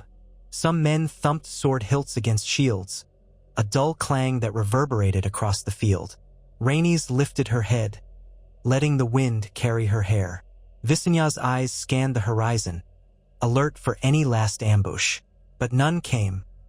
That night, the Targaryen host made a somber camp on the edge of the battlefield. Pyres were lit for the Westerosi dead, while the Dothraki bodies were left to the carrion birds or burned where they lay, as Dothraki customs were foreign and no man had the energy to bury thousands of enemy corpses. Aegon oversaw the funeral rites for his men, reciting words of thanks for their valor. The glow of funeral flames danced in his eyes. He remembered the day he had forged the Iron Throne with Dragonflame, the night he had brought Harren the Black to ruin, the storms of battle at Volantis. So many times he had turned to fire as the final arbiter. It weighed on him, yet he saw no alternative in this savage world. When dawn broke, he summoned his war council to discuss the next step. Some advocated advancing deeper to hunt more khalasars. Others urged a return west, proclaiming that they had proven their point. Aegon considered. The Dothraki were not a single kingdom that could be conquered in one stroke. Even destroying this largest khalasar did not mean permanent submission. Yet it established a powerful precedent. If lesser khals wished to challenge them, they would recall the sight of dragons melting entire ranks of riders. He decided to push further east for a short while, terrorizing any smaller khalasars that might cross their path, then turn back. He did not wish to be trapped deep in the grasslands, far from supply lines, with an army already worn by a major battle. The campaign's objective was intimidation, not total occupation. Thus, for 2 more weeks, the Targaryen army roamed the plains, occasionally clashing with small bands of Dothraki. Each time, a single pass of dragonfire was enough to rout them. Captives were released with dire warnings to spread the word. The dragon lords had come, and any who resisted would burn. Eventually, the army reversed course, marching back westward toward the regions around Volantis. The men were weary, laden with trophies, but also carrying the pride of a victory that would echo across Essos. When they returned to the more settled lands, Aegon received envoys from neighboring cities, congratulating him on his triumph. In Volantis, the old blood houses welcomed him with feasts, half out of genuine relief that the Dothraki menace was largely checked, half out of fear that any sign of disrespect might invite punishment. Aegon partook in these celebrations grudgingly, mindful that each day spent here was another day Westeros might simmer in discontent. He summoned a messenger to cross the narrow sea with a detailed account of the campaign, instructing the Hand and the lords of Westeros that House Targaryens might remain undiminished. Let them know he was safe, victorious, and would soon see to the needs of the Seven Kingdoms more directly. Yet as soon as Aegon had settled back into Valoron with Rhaenys and Visenya, dispatches arrived bearing troubling news. Revolt had flared again in Pentos, this time spurred by a faction of magisters who had managed to hire a large sellsword company out of Bravos. Secretly, of course, for the Bravosi government would deny involvement. The revolt was no mere conspiracy. Fighting had already erupted in the streets, and Targaryen-appointed officials were besieged in a fortress, awaiting relief. Aegon raged at the effrontery. How many times must Pentos be chastised before it accepted Targaryen rule? He remembered that Pentos had been the first major Essosi city to bend the knee back when he began this grand enterprise. Now it threatened to become a thorn in his side all over again. Why would they rebel when they knew the dragons were unstoppable? Possibly because Bravosi gold had convinced them that the time was ripe, that House Targaryen was overextended, and that unrest in Westeros might dilute the king's attention. Without hesitation, Aegon ordered a swift strike on Pentos. He would not assemble the entire army, which was exhausted. Instead, he gathered a concentrated force of a few thousand experienced knights and footmen. Most critically, he would bring dragons, enough to make an example of the city yet again if needed. It was a shorter journey by ship from the southern coast near Valoron, so they sailed within days, the black sails of Targaryen galleys cutting across the summer sea, accompanied overhead by Balerion, Vhagar, Meraxes, and Tassaries. When they arrived at Pentos, the harbor was in chaos. Fighting had spilled into the docks, with rival ships exchanging fire from scorpions and catapults. The rebel faction seemed to have seized the main city gates and forced the Targaryen loyal officials into a defensive quarter. Smoke rose from multiple districts, and from the harbor, one could hear the clash of steel echoing through the narrow streets. Aegon wasted no time. While a portion of his force disembarked to secure the docks, he and his sisters took to the skies. The inhabitants of Pentos, loyalists and rebels alike, looked up in terror as dragonfire streaked across the rooftops. The sellsword company that had been hired tried to form ranks in the main square, but Meraxes descended with a roar, unleashing a blast of flame that consumed their forward lines. Tassaries hammered their flank, and the entire formation dissolved into panicked flight.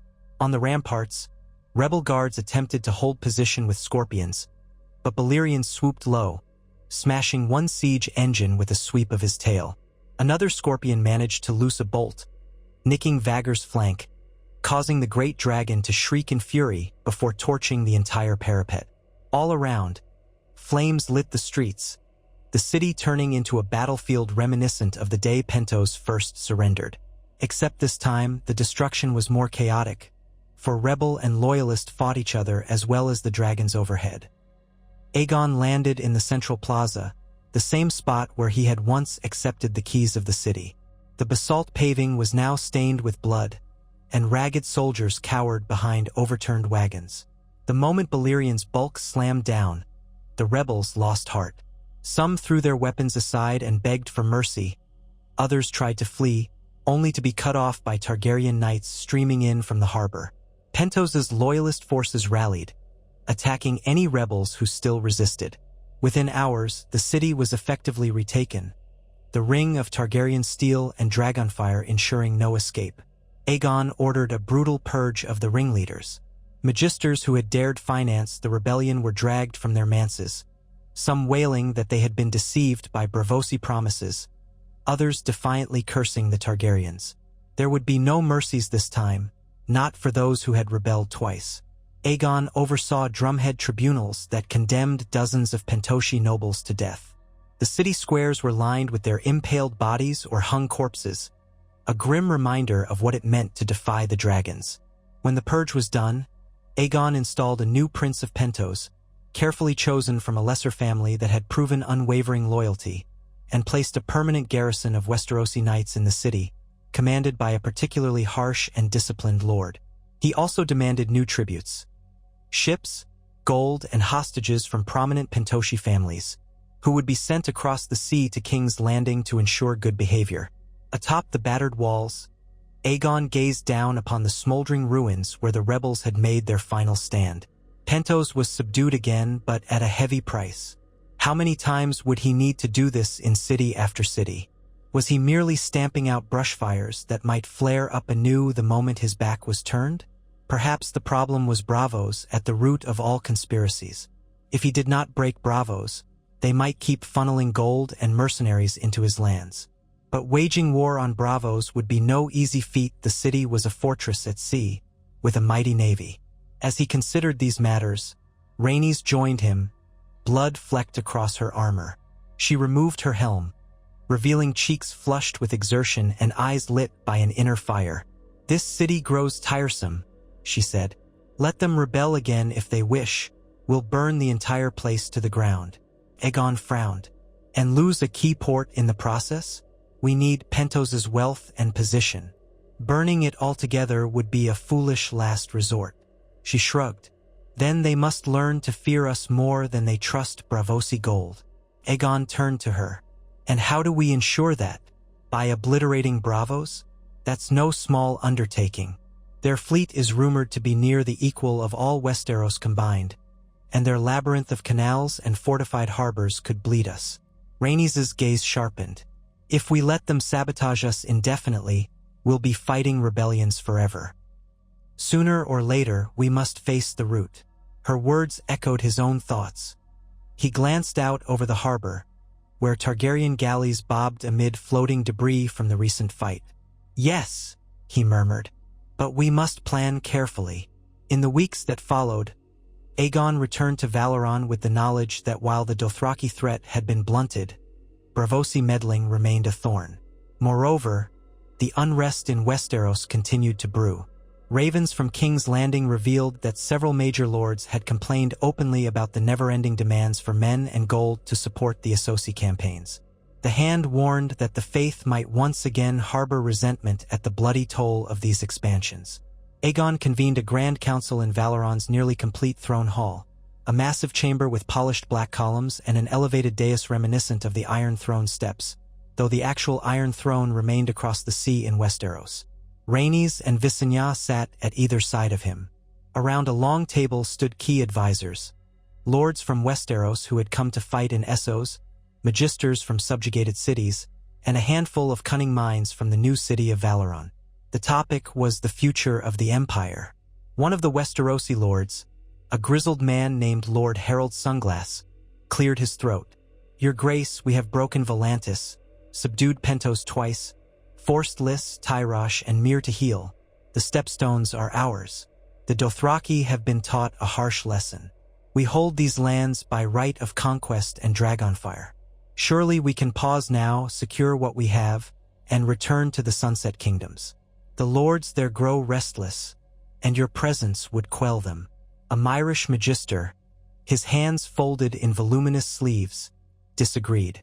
"A pause would let resentments fester.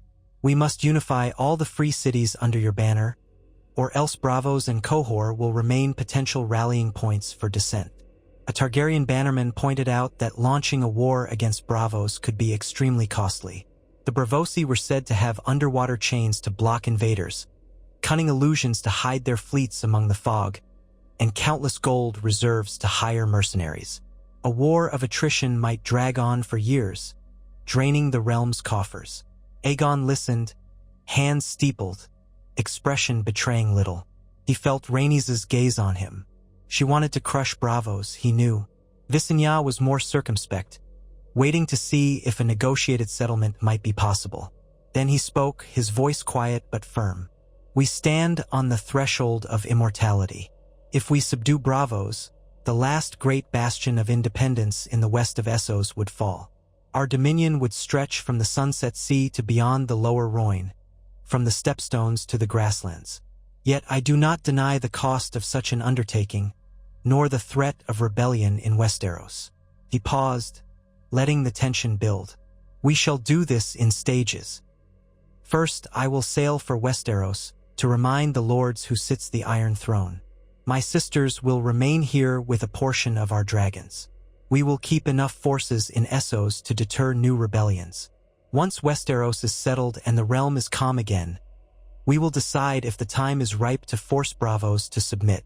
Rhaenys' lips parted, and he saw a flicker of disappointment. She wanted to lead a direct attack on Braavos, but she did not speak against him. Visenya inclined her head in agreement. She saw the wisdom of consolidating the realm's western flank.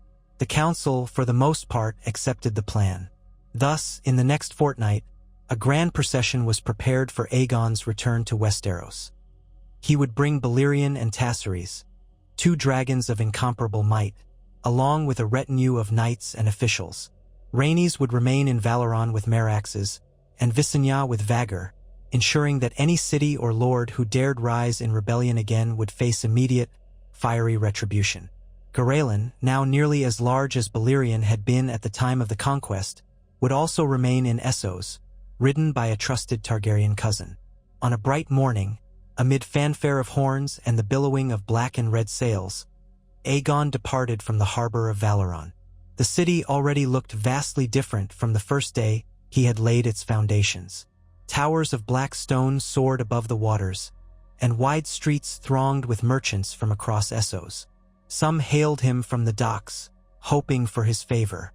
Others merely watched with wary eyes, uncertain if the Targaryens might one day devour themselves with the same flame they unleashed upon others. The journey across the narrow sea took several days, even with fair winds. Balerion and Tassaries soared overhead, at times plunging into the clouds, at others gliding low over the ships. The sight reminded sailors of the earliest days of the conquest, when Aegon had crossed from Dragonstone to mainland Westeros. Now he returned not just a king, but an emperor in all but name, a ruler who had staked claim to half the known world. When King's Landing's harbor came into view, a roar of excitement and anxiety spread through the city. Word had arrived that the king was returning, but many had not expected to see two colossal dragons overhead. Balerion had been known to them for years, but Tassaries was rumored to be almost as terrifying, her pale scales shimmering in the sun like molten gold.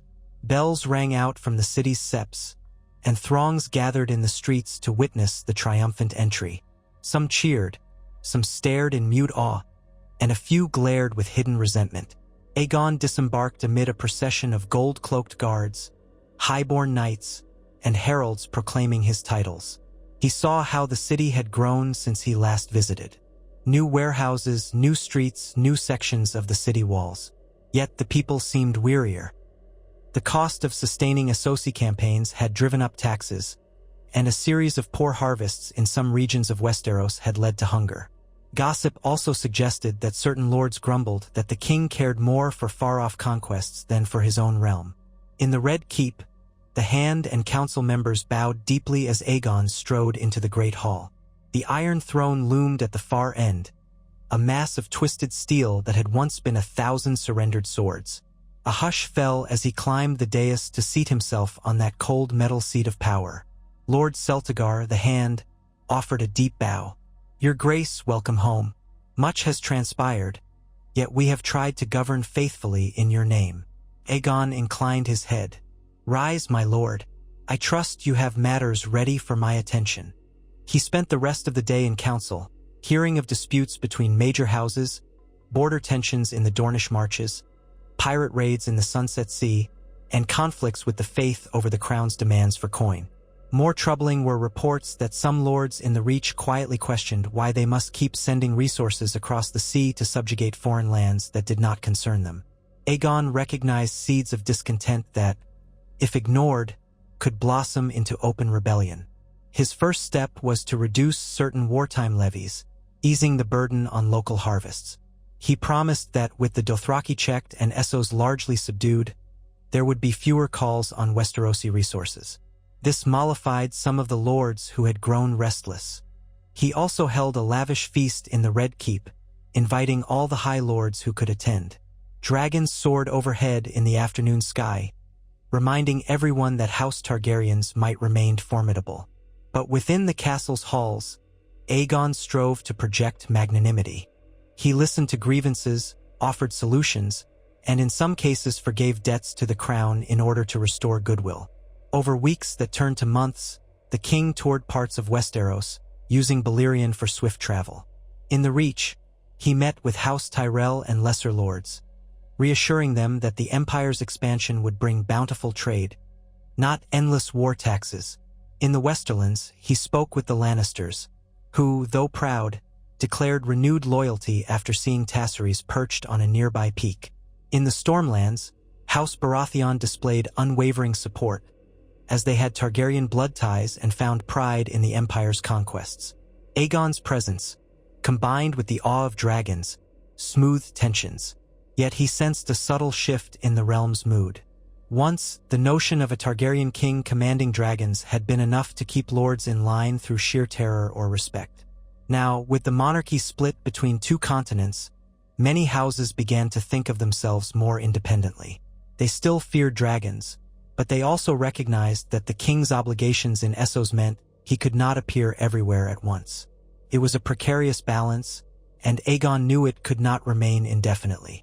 In his private thoughts, he struggled with the question of how to truly unify two continents under one throne. Old Valyria had been a freehold, not a monarchy. Its rule had been shared among numerous Dragonlord families, each controlling a portion of the territories.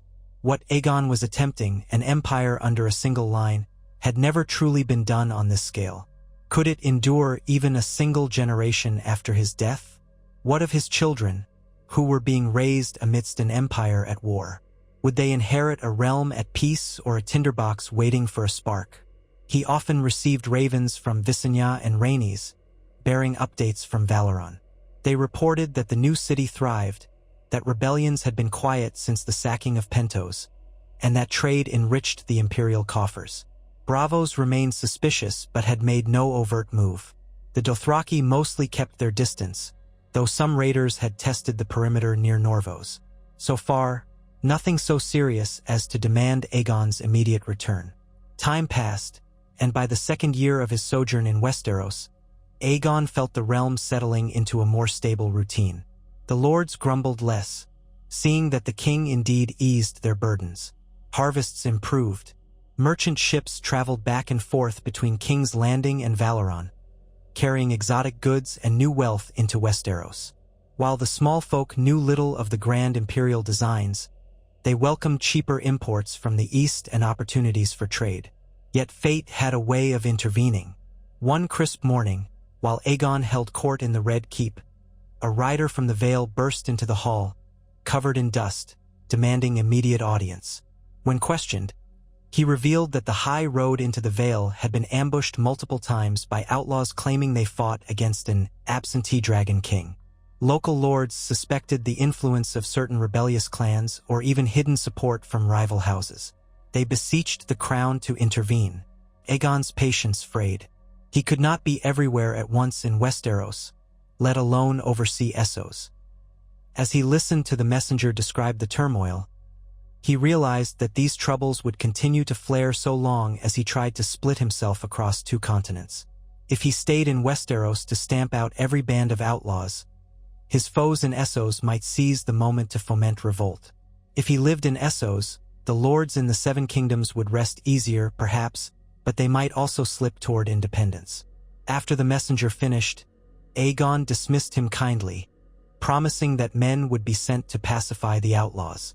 Then he withdrew to a private solar, calling only the hand and a few close advisors. He paced before the hearth, the coals glowing red as night approached. The men watched him warily, sensing the conflict within. "There must be a more permanent solution," Aegon said at last, halting his pacing. "We have tried to rule as one king over 2 continents, but it strains the realm. I cannot watch both east and west at once." Lord Celtigar folded his arms. "You might name a viceroy or co-ruler in Essos, your grace, your sisters, or one of your heirs. That way, your authority remains absolute, but the day-to-day governance there would not require your constant presence." The king's eyes narrowed in thought. He had considered something similar, but the details were fraught. To name a sibling or a child as a separate monarch could fracture the Targaryen line. Ambition might tear them apart, as had happened with so many dynasties in history. Yet, if the alternative was an endless cycle of crossing the sea to put out fires, perhaps it was the lesser risk. He thought of Visenya and Rhaenys. Both were strong-willed, each with her own following. Rhaenys thirsted for the wide skies of Essos and took joy in forging new frontiers. Visenya was pragmatic and would be ruthless in maintaining order. Either could serve as a regent or co-sovereign. The question was how to do it without shattering the illusions of a single realm. In the following weeks, Aegon consulted further, weighing the notion. Letters went back and forth across the narrow sea.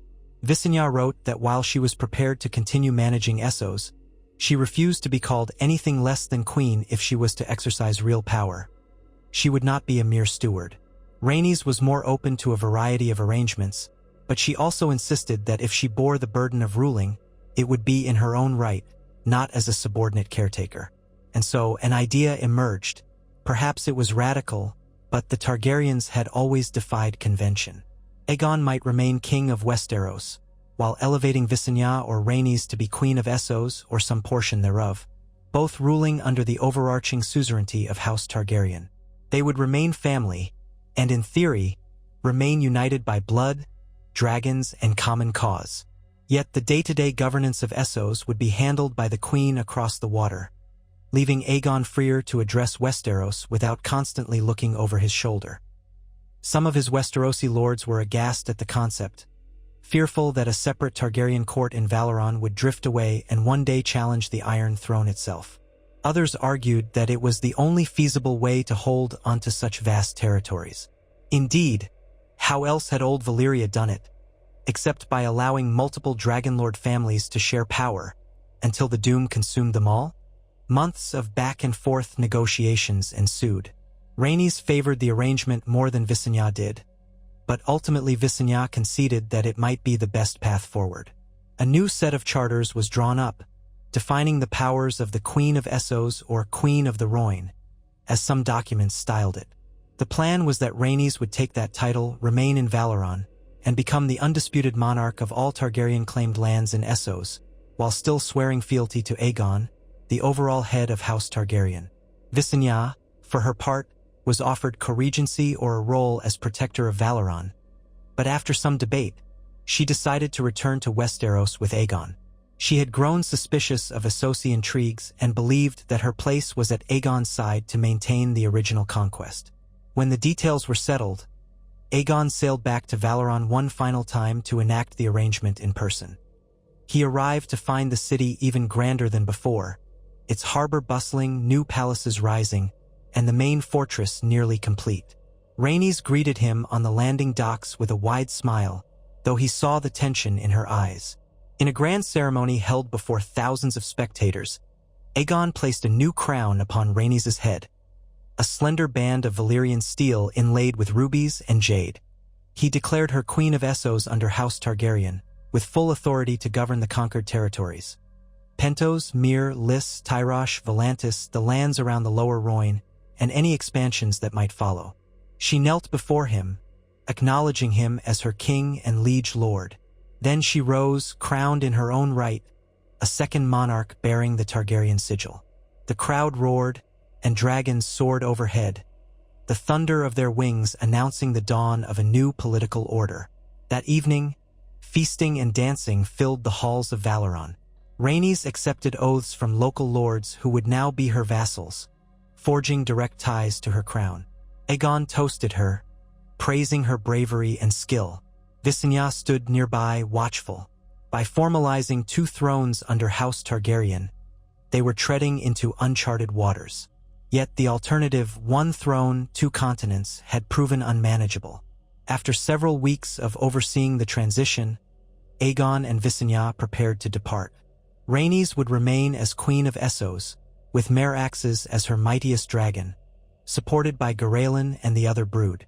Aegon and Visenya would journey back to King's Landing, taking Balerion and Vhagar. They parted with words of mutual loyalty, but also with the unspoken understanding that distance and separate crowns could, one day, lead to jealousy, rivalry, or even open conflict. It was a risk Aegon had chosen to take. The voyage back to Westeros was bittersweet. Aegon wondered if, in forging a new Valyria, he had already sown the seeds of a future civil war, a dance of dragons that might tear apart everything he had built.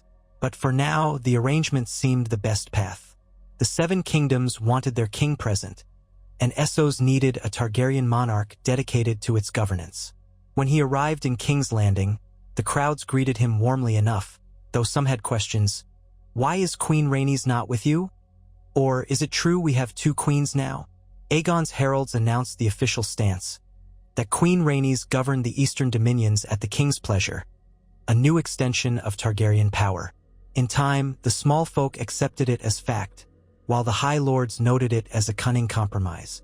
That year, a relative peace settled over the empire. With Rhaenys in Valoron, Braavos thought twice about funding rebellions, uncertain how the new arrangement might shift alliances. The Dothraki still smoldered with resentment, but they had not recovered enough to mount a major assault. Pentos, Myr, and the others dared not revolt yet again with Meraxes in the sky above them.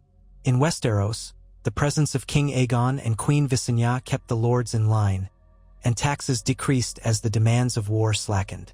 Some said it was a golden time for House Targaryen, an age of 2 thrones. Others whispered that the real test would come in the next generation. Would the heirs of Aegon and Rhaenys remain united, or would they clash over the boundaries of their crowns? For the moment, though, the world looked upon this new order with awe. 2 crowned Targaryens, each with dragons large enough to blot out the sun, each claiming dominion over vast territories. Truly, the glory of Valyria seemed reborn in them. Yet in the dark corners of both continents, sorcerers and mystics whispered prophecies. They spoke of the original doom that swallowed Valyria, hinting that such cataclysms often followed the apex of a dragonlord's power. They murmured that forging bigger, fiercer dragons, creatures like Garelin and Tassaries, might unravel the balance of magic in the world. There were tales of strange stirrings in the earth, of fire mountains rumbling in the shadows, of ghostly lights flickering in the sky. None could say whether these were portents of doom or mere superstitions. Aegon, for his part, chose to ignore these grim whispers. He believed that, with discipline and wise governance, House Targaryen could soar to even greater heights. Perhaps they would one day unify the entire known world, from the Summer Isles to the Shivering Sea. Perhaps the city of Valoron would eclipse even the memory of old Valyria. Perhaps the Iron Throne would stand unchallenged for 1,000 years. His was the will that had conquered Westeros, broken the free cities, and tamed the Dothraki. Why not believe in the boundlessness of his line's destiny? Still, in his most private hours, he recalled the countless battles, the torrents of dragonfire, the constant need for vigilance. Even an empire of dragons required mortals to maintain it, and mortal hearts were fickle. He had done what no other Targaryen had dared. He had forged a domain that spanned oceans, governed by the unstoppable might of Balerion, Meraxes, Vhagar, Garelin, Tassaries, and all the other scaled leviathans now hatching in hidden rookeries. He had given his life to conquest, immersed himself in the flames of war, and emerged with an empire that might endure, if the gods smiled. Late at night, as he sat alone in the Red Keep, the memories of the old songs sometimes returned to him. The songs spoke of the freehold's glories, of marble palaces and roads of fused stone, of dragons darkening the skies by the hundreds. They also spoke of arrogance, of pride that soared too high. When he closed his eyes, He could almost see the flame-choked spires of old Valyria in its final moments, consumed by the doom that no mortal power had foreseen or could prevent. Perhaps that was the price of pushing too far. Perhaps it was inevitable. But if that fate loomed, Aegon Targaryen meant to challenge it with every ounce of strength and cunning he possessed. He would not cower from the destiny that had spared his house and blessed it with the mightiest creatures in the world. He would stand, crowned in steel and draped in dragonfire, astride the realms of Westeros and Essos, determined to keep what he had seized. And thus he sat the Iron Throne, a conqueror who had become both emperor and, in some sense, the inheritor of Valyria's final dream. In Valoran, Rhaenys did much the same. Enthroned in a palace of black stone that overlooked the Rhoyne, mare axes curled around a spire behind her. She accepted homage from magisters and lords, forging a new court with its own customs and pageantry. Letters flew between her and Aegon, reaffirming their unity, recounting the challenges of governance. Perhaps distance cooled some of the tensions that might have otherwise flared between them. Perhaps it also eroded the closeness they once shared. In the years that followed, both monarchs faced threats unique to their realms. A new pirate coalition rose near the Basilisk Isles, harassing shipping to Valoran. In Westeros, the Faith militant threatened to rise again if the king did not do more to restore the moral order they claimed his endless warring had undermined. And always bravos watched, waiting for an opportunity. Yet the Targaryen dragons soared overhead, incarnations of living flame, reminding the world that House Targaryen was no ordinary dynasty. Thus the story progressed into an age of two crowned heads, each bearing the three-headed dragon sigil, each claiming rightful dominion over vast, disparate lands. Whispers circulated that one day, the children of King Aegon and Queen Rhaenys might marry, reuniting the crowns in a single figure. Others spoke of a future where the line fractured beyond repair, ushering in an era of cataclysmic dragon-on-dragon warfare. None could say which path lay ahead, for the tapestry of fate was ever woven in shadows, illuminated only briefly by the flash of dragonfire. Yet for the present, men and women across the known world looked upon the achievements of House Targaryen with awe. They had not merely conquered Westeros. They had stretched out across the sea, forging an empire that might stand among the greatest in history. The white walls of the Red Keep in King's Landing and the black arches of Valoran on the Rhoyne both proclaimed the might of the Dragon Lords reborn. Streets rang with the footsteps of travelers from 100 lands. Caravans arrived bearing goods from the Jade Sea. Ships sailed from as far as the Summer Isles. Trade thrived, wealth accrued, and both continents felt the gravitational pull of Targaryen rule. And in the skies above, the dragons grew larger still. Some said Balerion could blot out the sun entirely if he flew close enough to the ground, that Merryx's roar could shake city walls, that Vagar's fiery breath was hot enough to melt granite. Others whispered that Garelin, Tassaries, and the new brood were approaching a size that even Balerion had not reached in his youth, that the breeding experiments on Dragonstone had unlocked ancient, half-forgotten sorceries. Each rumor further fueled the mystique of Targaryen invincibility, and the fear that one day, even the Targaryens might lose control of the monstrous power they had harnessed. But that was a tomorrow's worry. For now, Aegon the Conqueror remained the unchallenged overlord of Westeros, while Rhaenys the Conqueror Queen ruled Essos in his name. Their banners still flew high, their dominions still stood firm. And if a traveler made the journey from Lannisport in the west all the way to the edge of the Dothraki Sea in the east, he would pass through lands that owed fealty to the dragons, hearing the same name murmured with a mixture of reverence, fear, and awe: Targaryen. The blood of old Valyria, the masters of flame, the riders of the last living scourge. Their rule spanned half the world, and who could say how much farther it might spread before the final page of their story was written.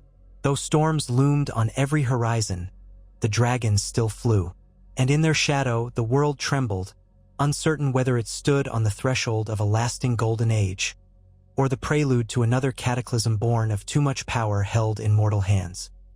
Yet for Aegon Targaryen, who had once knelt on the scorched stones of Harrenhal and claimed the 7 kingdoms with but 3 dragons, this grand empire was the pinnacle of his life's work.